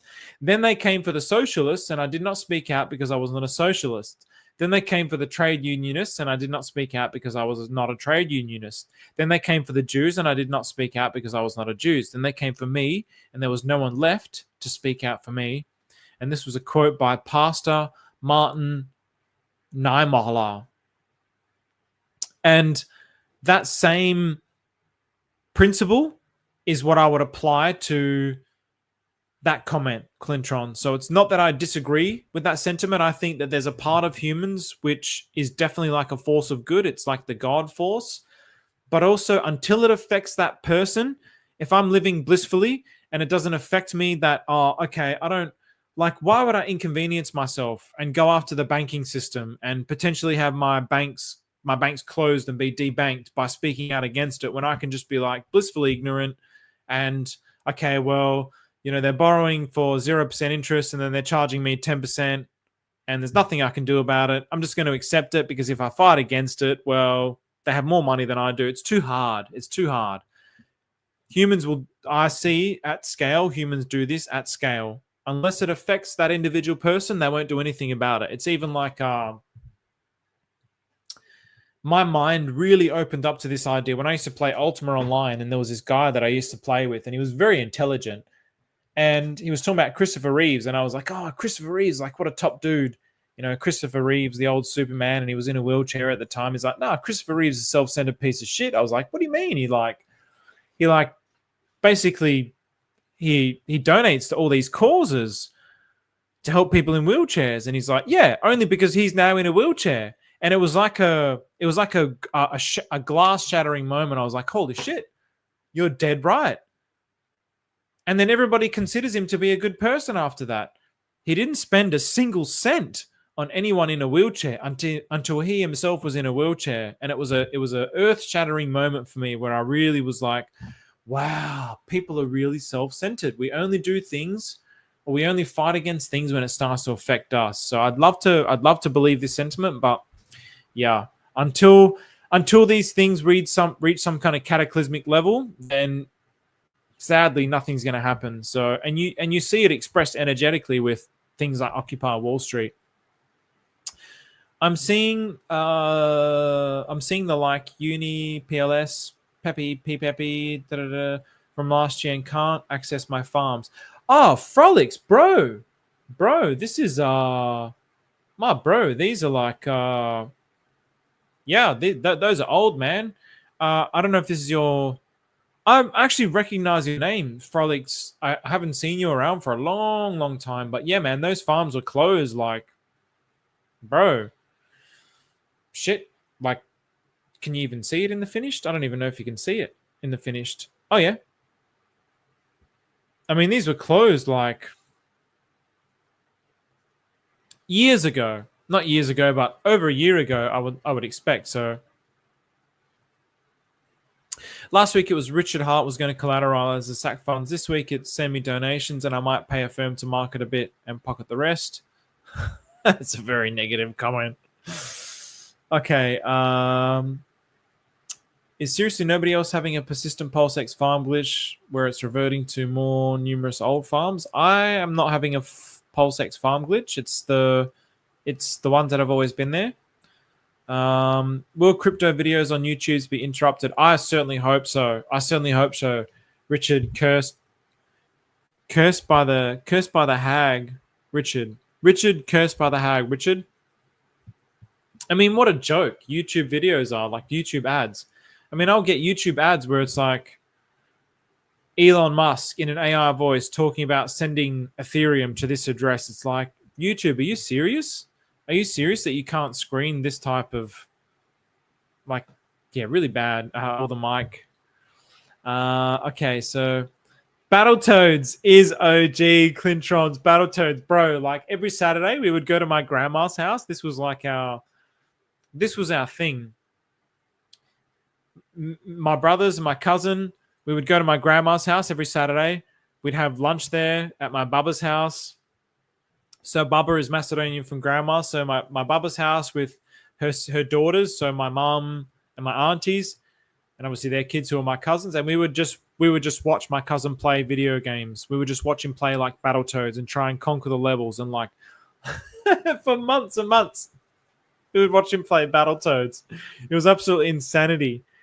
And then my cousin, he was like a brother. He was my first cousin. He was like a brother. And this is it's really just like the obviousness of this type of stuff, of the mind world that we're all living in the mind world. Like, I don't even talk to him anymore. I saw him every week, and I don't talk to him anymore because one of my uncles or his dad said something at his sister's wedding to his now, I don't even know if he's married to this woman, said something, and then just from that one word, the negativity entered into his mind, and because his mind is also negative and inferior, then it added into his inferiority and his negativity, and now he's rejected the whole family. And it's like, we were like brothers, man. I saw him every week, every single week. He was like a brother, and I haven't seen him for years. And this is why it's like self-evident to me that we're living inside of our own individual picture world, self-centered picture worlds. We cannot see the world as it is. We're only seeing from our own perspective. So, Matt from Bali, bro, put this on to pDAI PWS for 100. Bro, you legend, $55. What a lad. Thank you so much, man. I appreciate that. Yes, man, 100K donated. Man, that's so generous. Thank you so much. I never get any super chat, so it's like few and far between. So thank you so much. So what's going on, Marcus, my strawberry king? Yeah, the Hoskinson FUD, it was interesting because it did actually bring more attention to the chain. That was really an interesting thing. It was an interesting thing, right? But it's mind share. But really think about this. I can guarantee there wouldn't be a single person in Cardano who would have been like, oh, I'm going to start putting my money into Pulsechain now. So yes, it's mind share. Yes, it brings awareness. Yes, it gives attention to the blockchain. But until it actually brings someone to the blockchain, it's useless. We actually need that. So until we get the results, then it's just empty. It's just empty energy. So it kind of, it opens their minds up because at least they have the concept of Pulsechain and Richard Heart, which is okay. But I would much rather it be more positive. So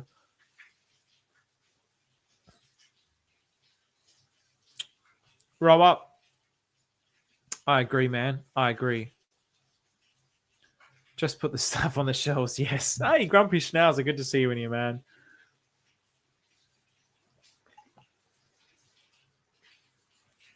Does it? So, all right, I'm going to skip through a lot of these comments. So thank you so much for all these comments and engaging in the comments, guys. This is really sweet of you all. Oh, 86 was a good year to be born. Yes. 38. If anyone else is 38, shout out to 1986.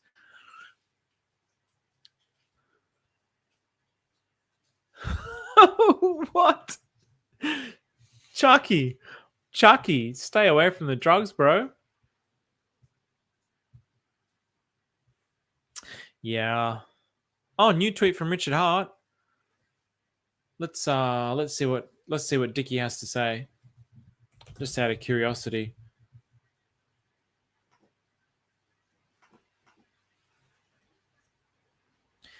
All right, so brand new Richard Heart tweet. Nice. Richard Heart tweet, please read it. Okay, so I'm going to read it now. Let's have a look at what Richie's saying. 32 minutes ago, I raised $27 million for medical research to try and save your life. Vitalik Buterin gave millions to the same charity, so this was sent. I wrote free self-help books to try and save your life. I founded a project that went up 1,000,000% in price with perfect flawless operation for 5+ years now. It was free for Bitcoin holders. I founded a blockchain which has operated flawlessly since launch. There's millions of dollars of free coins on it for holders of coins on Ethereum. I called the Bitcoin price top accurately a couple cycles. I installed bidets.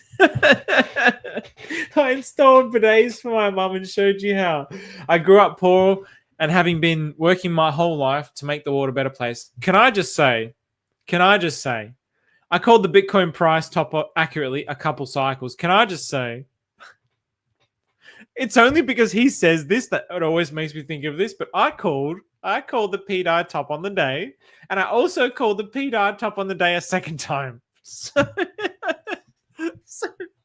I'm not saying there's like a boastful thing. I'm just like, oh man, only because I've heard Richard say that so many times, it enters into my mind that I'm like, hey, I called the pDAI top of the day. So thank you, Richard. Let's go back to this tweet. Oh, Richard, I love you. All right, so the people that insult me and lie about me have done none of the things for you or for themselves. They defame me, cheer on attacks against me, but they know nothing about me because they don't want to know.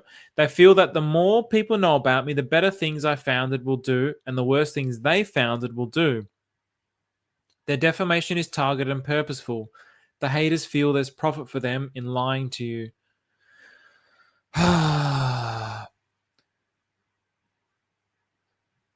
Going back to this, once you start to understand the world from this perspective, there's not a single when you truly not just understand this in your mind. I mean, when you understand this in your heart, when you know this to be a fact, you can read Richard's words like this and go, yeah, he's saying the truth.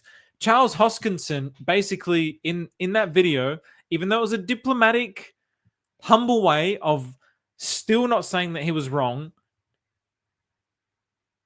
you can see clearly that he doesn't want to admit that he's wrong because he's self-interested in Cardano. He's self-interested in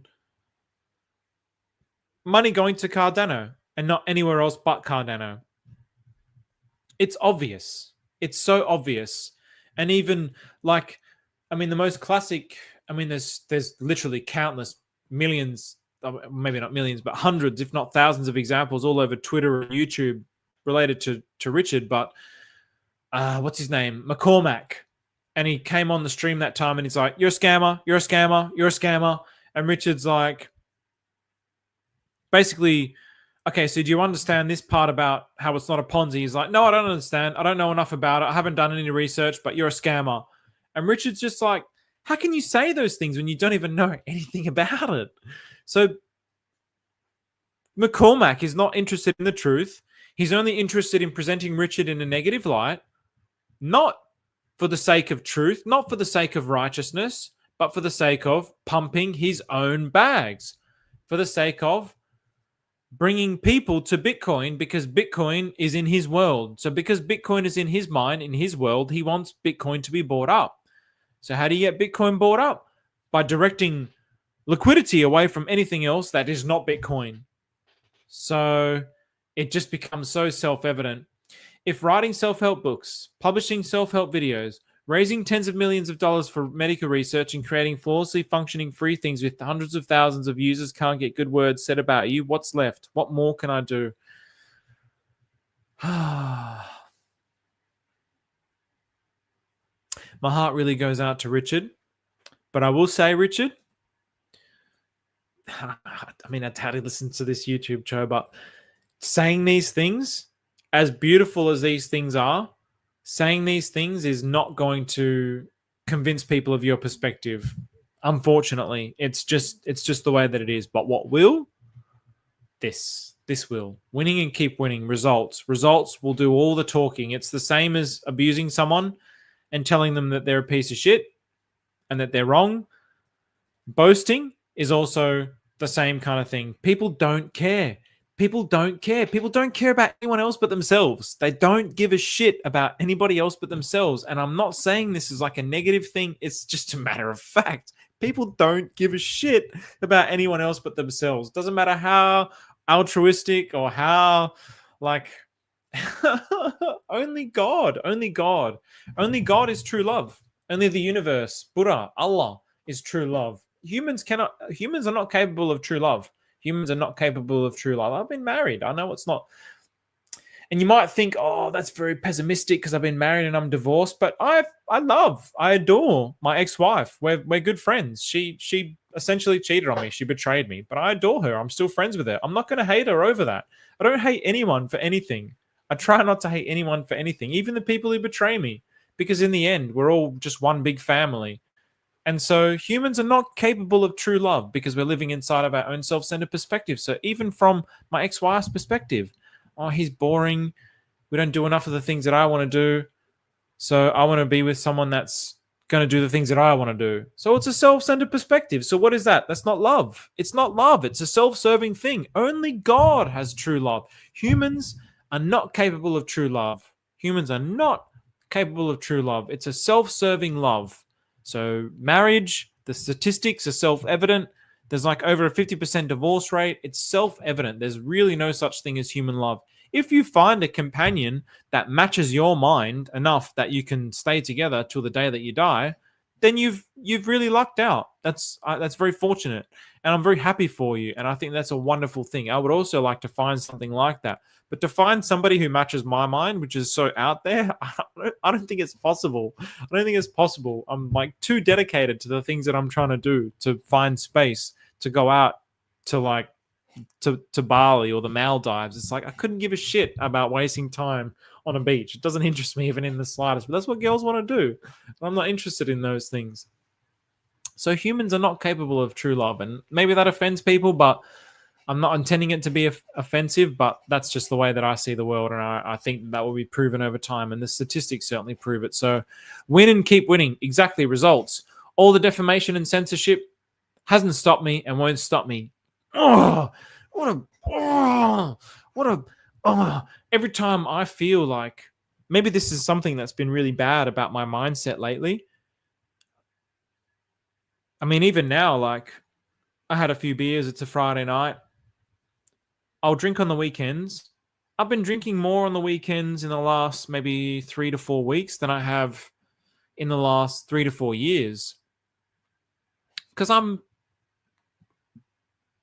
weak, like everybody, not like everybody else. I'm weak. I work. I have to put a lot of work into giving positivity to my mind because my mind is so negative. My life was so negative with so many bad habits, so much laziness, so much negativity and judgments to the world and to myself. It's really hard to try and be positive. It's really, really hard. It's not something that comes easily to me. I really have to get rid of all that negativity. But as I get rid of all that negativity, I'm digging deeper and deeper into that negativity to get rid of the deeper and deeper roots of that negativity. So the deeper and deeper that I go, the more like dark and deep the shit is that I have to get rid of. So I'm often like comparing myself to Richard, and I shouldn't, because Richard's habits are different to mine. His life is different to mine.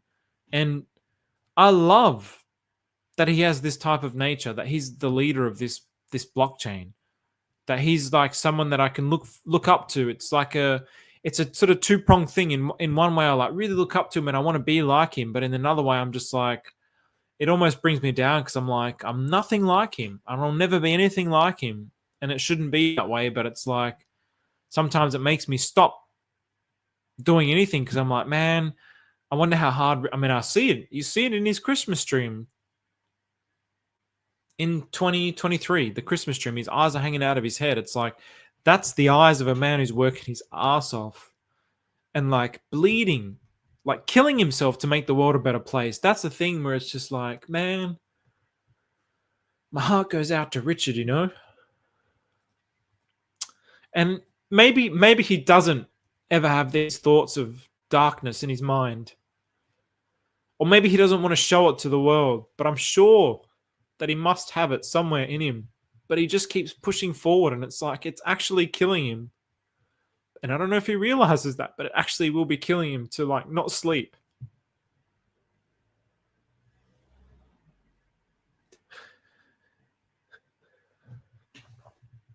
So he goes on to say that I'll make this world a better place no matter what it takes.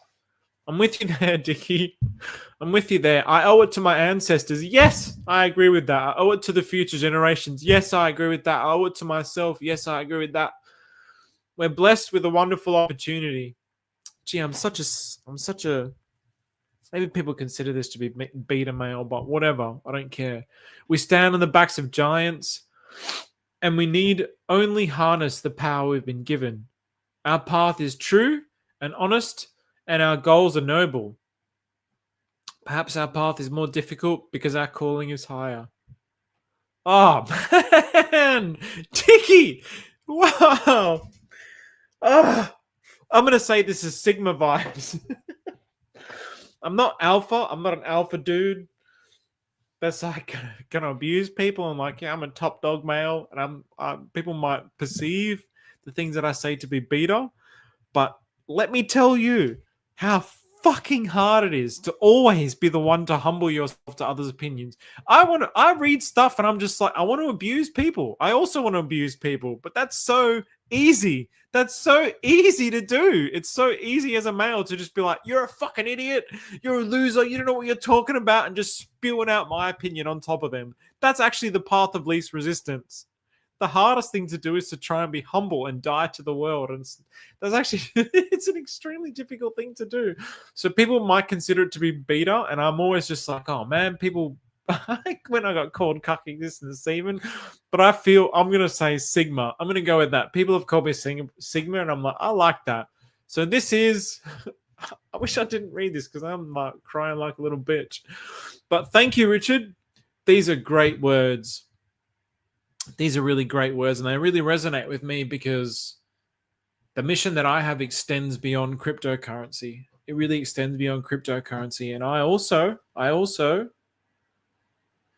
not even owing it to my, definitely owing it to my ancestors and future generations. And this part I struggle with. I really struggle with sort of, I owe it to myself. I think there's still too much self-loathing, but we're blessed with a wonderful opportunity. We stand on the backs of giants. We need only harness the power we've been given. Our path is true and honest, and our goals are noble. Perhaps our path is more difficult because our calling is higher. That I would agree with, and that's for the future generations to look back and see whether it was. And I've had these debates, not debates, but I've had these discussions with people who are on a similar path, and I often ponder, it's like, are they ever going to look back, and are we ever going to etch our name into history where they're going to look back on what we've done and the contributions we've made to society? Maybe not me, certainly probably not within cryptocurrency, but I wonder if they're ever going to look back and say, oh, wow, like I'm really thankful to that person for doing this. But then I'm just like, probably not.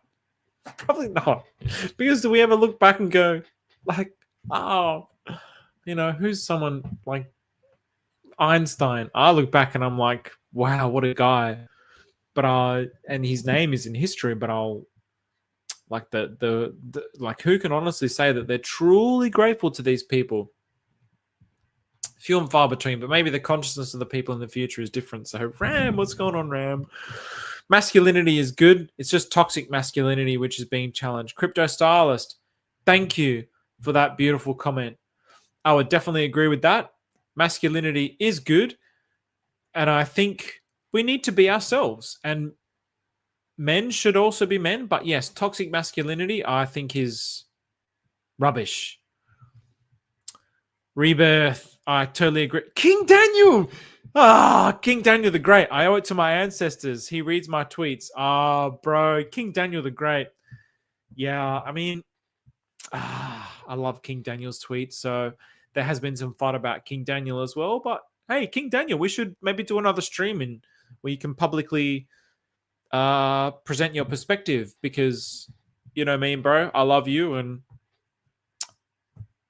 there's always a reason why people do things, but people always perceive it from their self-centered perspective, which is generally negative. They'll always take it like, oh, they've done something against me, or I've lost money because of A, B, and C, so therefore it's like this. But actually, you lost money. It was your fault for a start, but you didn't lose money. It was a consequence of an action that happened because of E, F, and G. But you didn't consider E, F, and G. You only saw it from your perspective. So that's why even King Daniel, I'm like, I give the benefit of the doubt. When they came for the yes. This was the one that, thanks guys, thanks for this. Yes. So we did read that. So Mr. Rock Jockey, good to see you in here, man. Cursed by the Hog from a game called Talisman.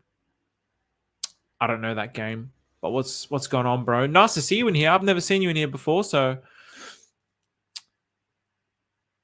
I actually completely agree, Stephen. Most people are all asleep. They just sleepwalk around and couldn't care less about anything that doesn't affect them in the next 5 minutes. Yeah, we're all like this, man. So, wow, everybody really encouraged me to read this tweet.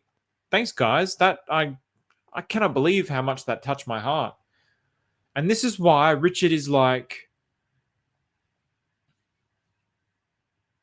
this is why I love Richard, because I see beyond the act that he was putting on there. Like, it frustrated me at the time, but then when it, even when I got pointed out to me, I was still like frustrated in it.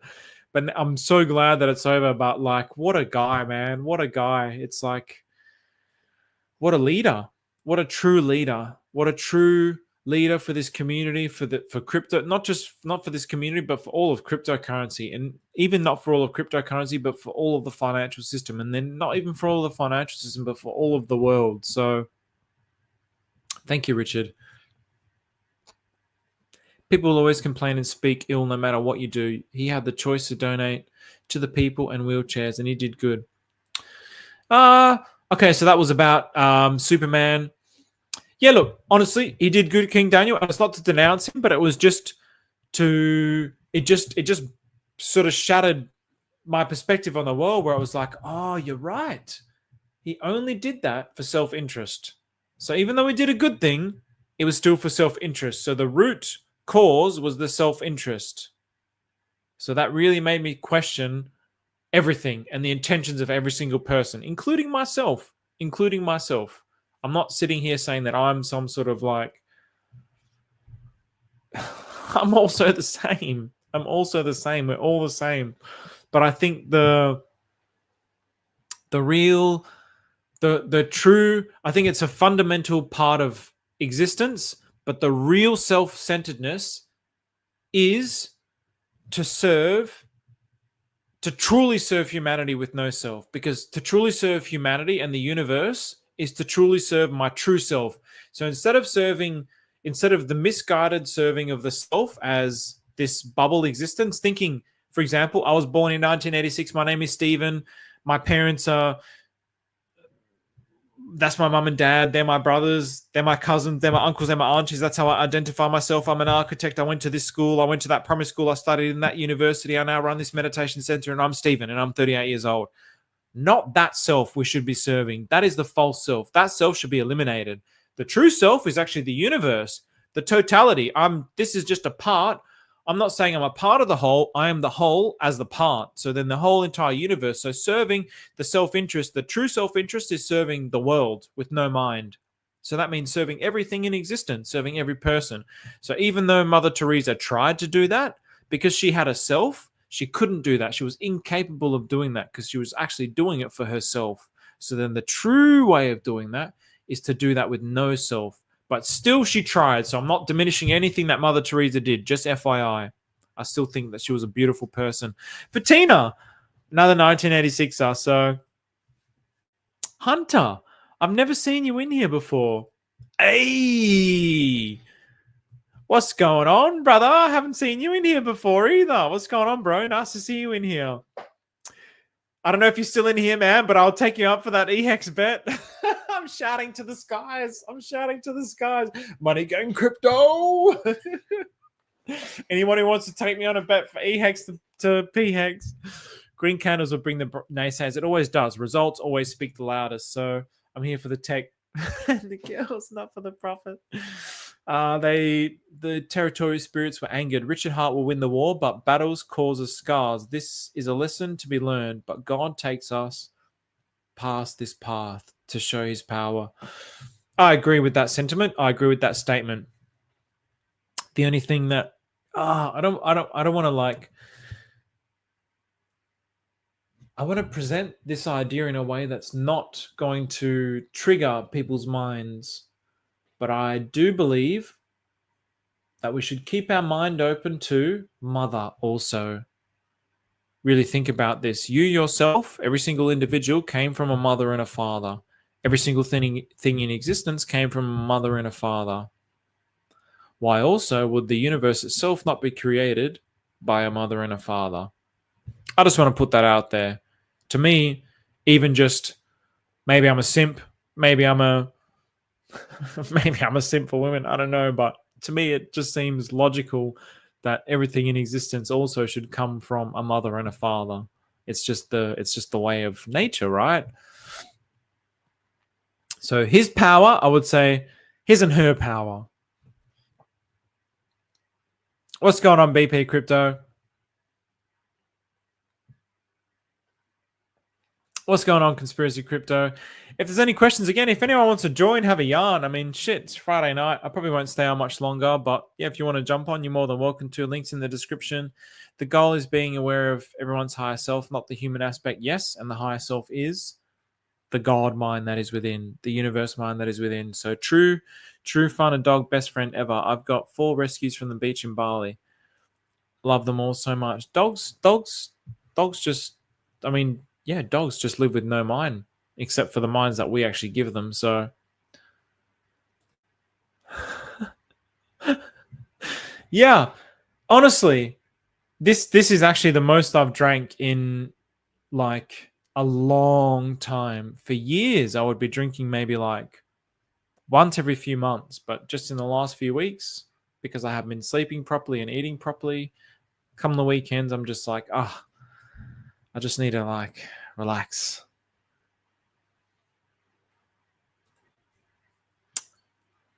Thank you, King Daniel. What's going on, Squiddy's Revenge? Haven't seen you in here before either, man. So exactly, man.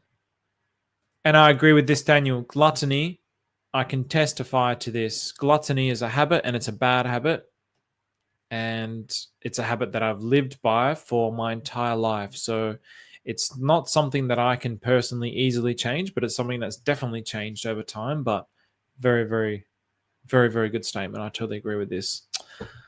Thank you for Tina, and thank you for the purple hearts. I always love the purple hearts. So Sigma Male, what's going on, bro? All right, I might, I'll just go through these last few comments and then I'll round everything up. So came before you, solid to authenticity. Thanks, man. Authenticity is a highest frequency, and I believe that's a derivative of truth. So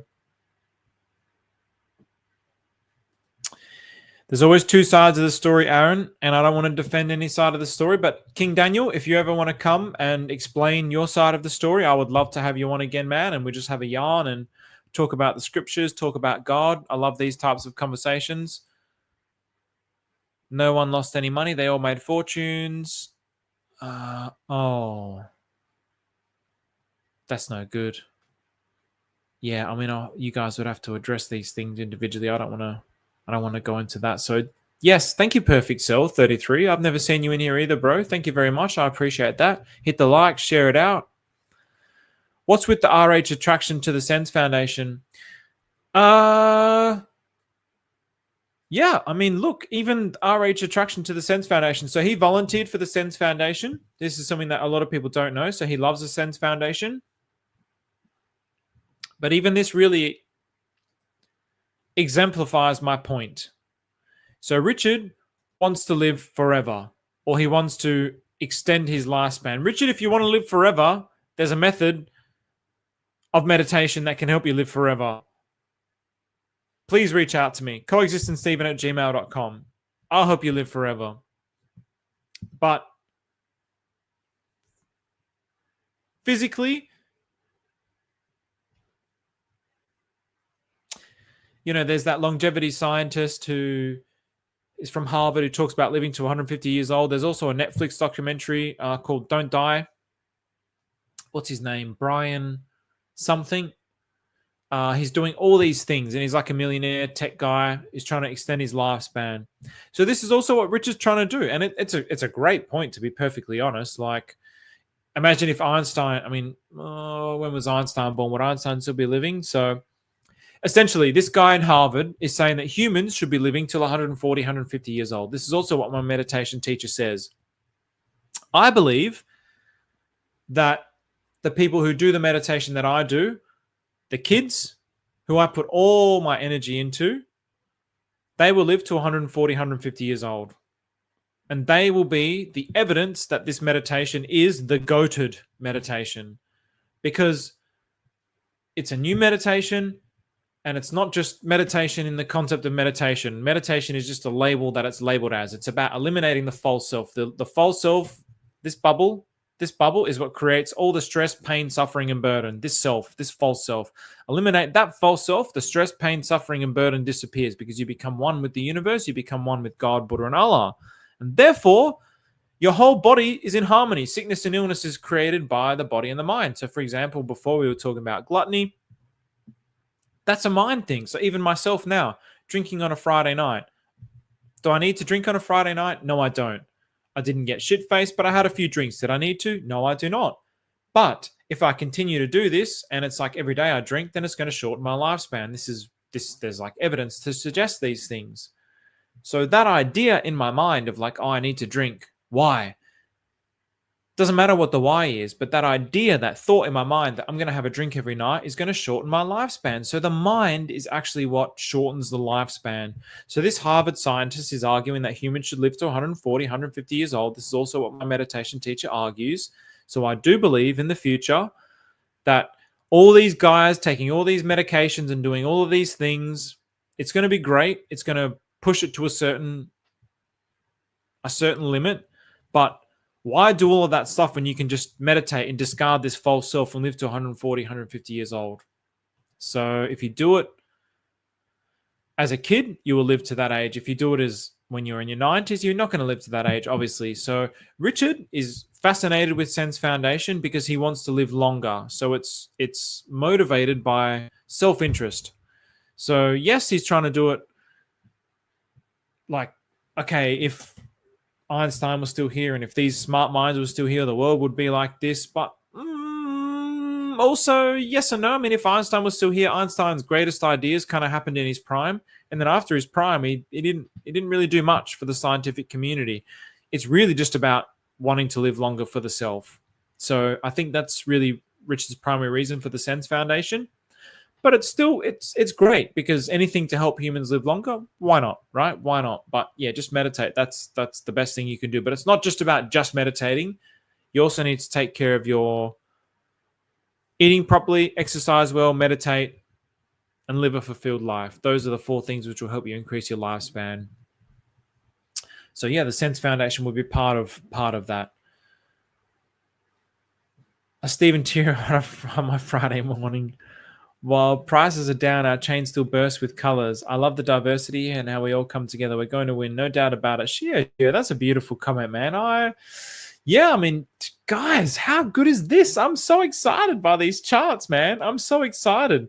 I had a stream with like a little Zoom meeting with someone that I onboarded into Pulsechain, and I explained to them why the tokens that I purchased for them. They basically said, you know, what to purchase. So I helped them purchase certain tokens, and I explained why I thought this was a really good narrative, and the lower it is, the better. So if my mate Matt is also watching this, Matt, we're getting close. I mean, how good is this? My BFF that the light didn't come down to this, but look at this, man. This was just like, imagine if it ends up, I don't think it's going to be this early, to be perfectly honest. I think it's probably, but who knows? January 27th. I don't think it's going to be this early, but who really knows? If it is, it would be pretty epic. So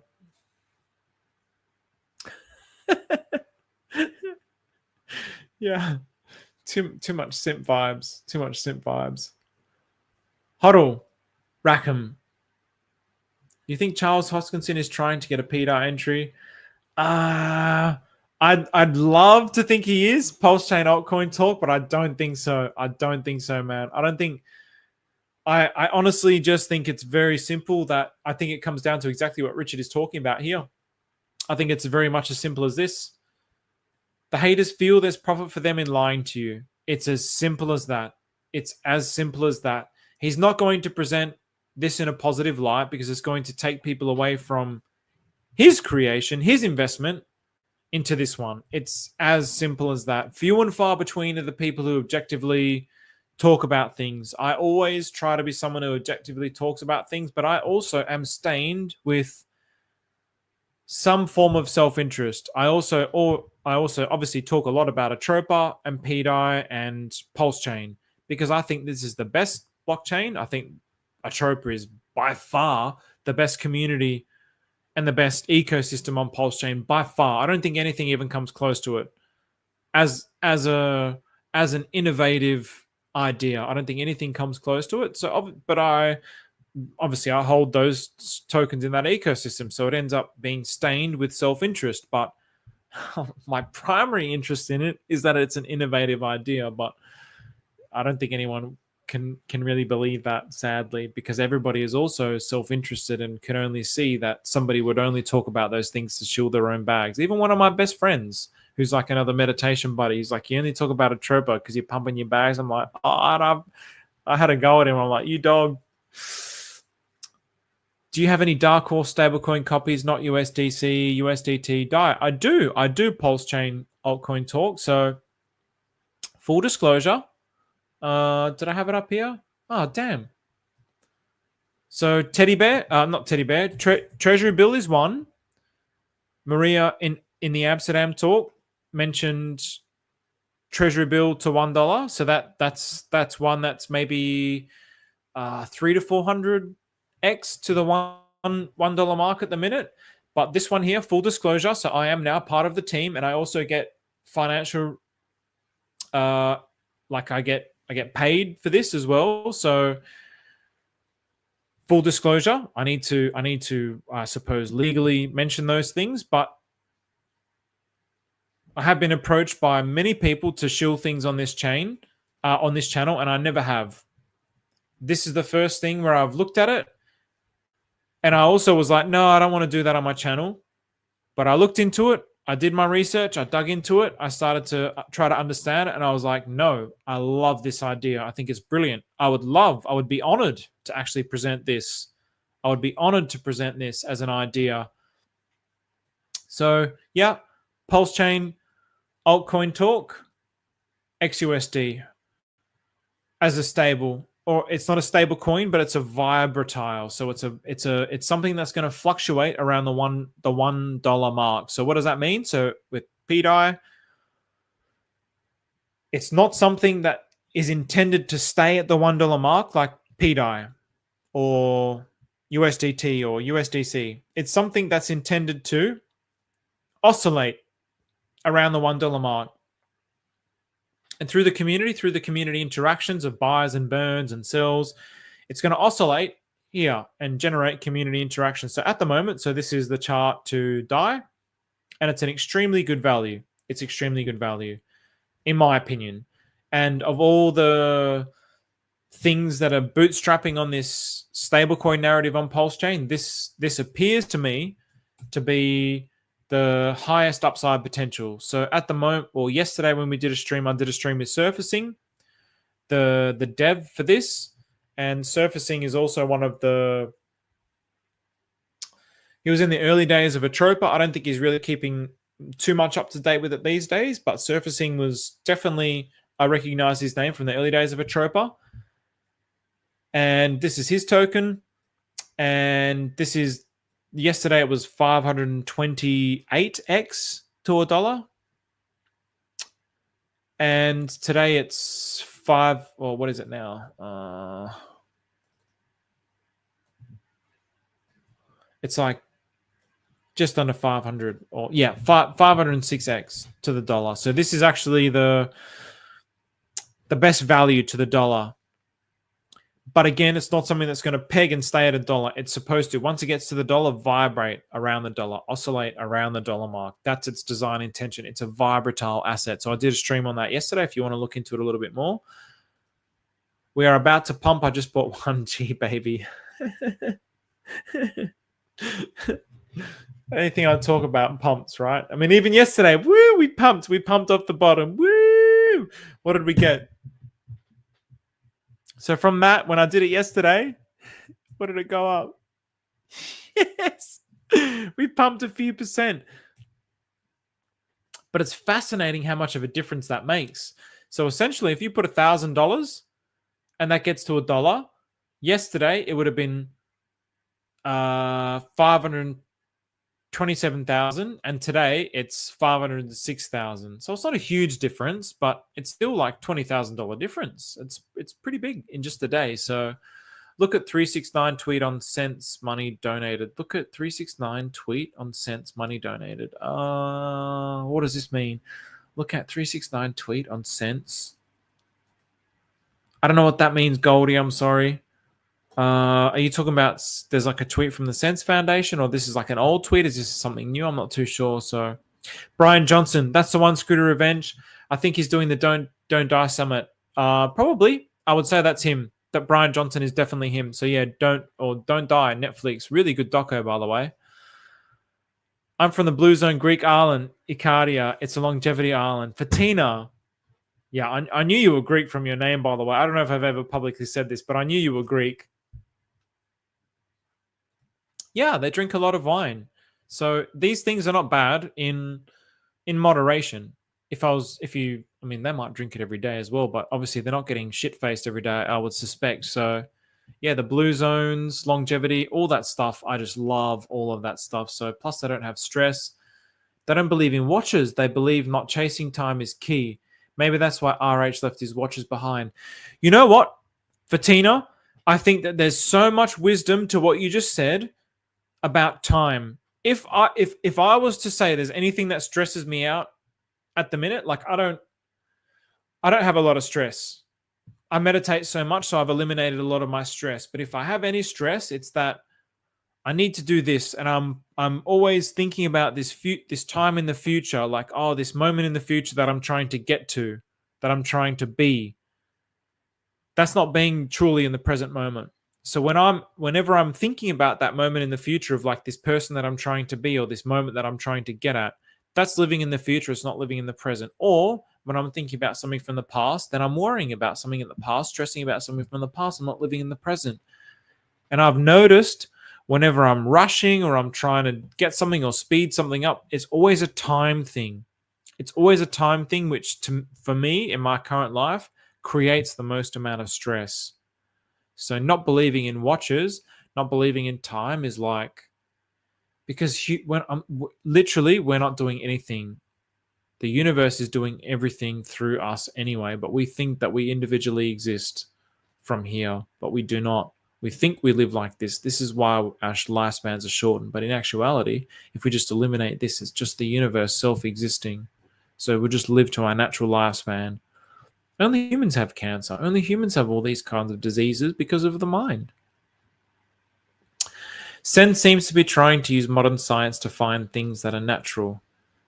Medicine is already discovered through the ages. Exactly. The sense is doing wonderful things. So anyway, this was a most enjoyable stream. I might leave it at that. It's 11 o'clock now. I might get to bed, try and get some sleep. So I hope everybody enjoyed that. Sadly, nobody joined.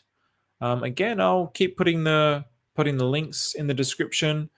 Anyone that ever wants to join, you're more than welcome to join. I'm not an expert at anything, so if anyone wants to add any particular perspective, it's always appreciated. It adds a flavor to the stream as well, I think, when there's other people that are contributing to it instead of just me just talking. That's also why I like doing the streams, because it's talking to you guys and girls, and I really love that. It makes it really, really enjoyable. But yeah, if anyone wants to join, please do. You don't have to have a microphone. You can just ask questions. Everyone here has said some really, really nice, insightful things. So there's no reason why I couldn't have come up and shared those things as well on the stream. So please, I encourage you to do it in the future. But anyway, thanks very much, everybody. Everyone in America and Europe, you're in the morning and in the afternoon. So enjoy your Friday. Everyone in Australia, have a good night, and we'll see you tomorrow. Thank you very much, everyone.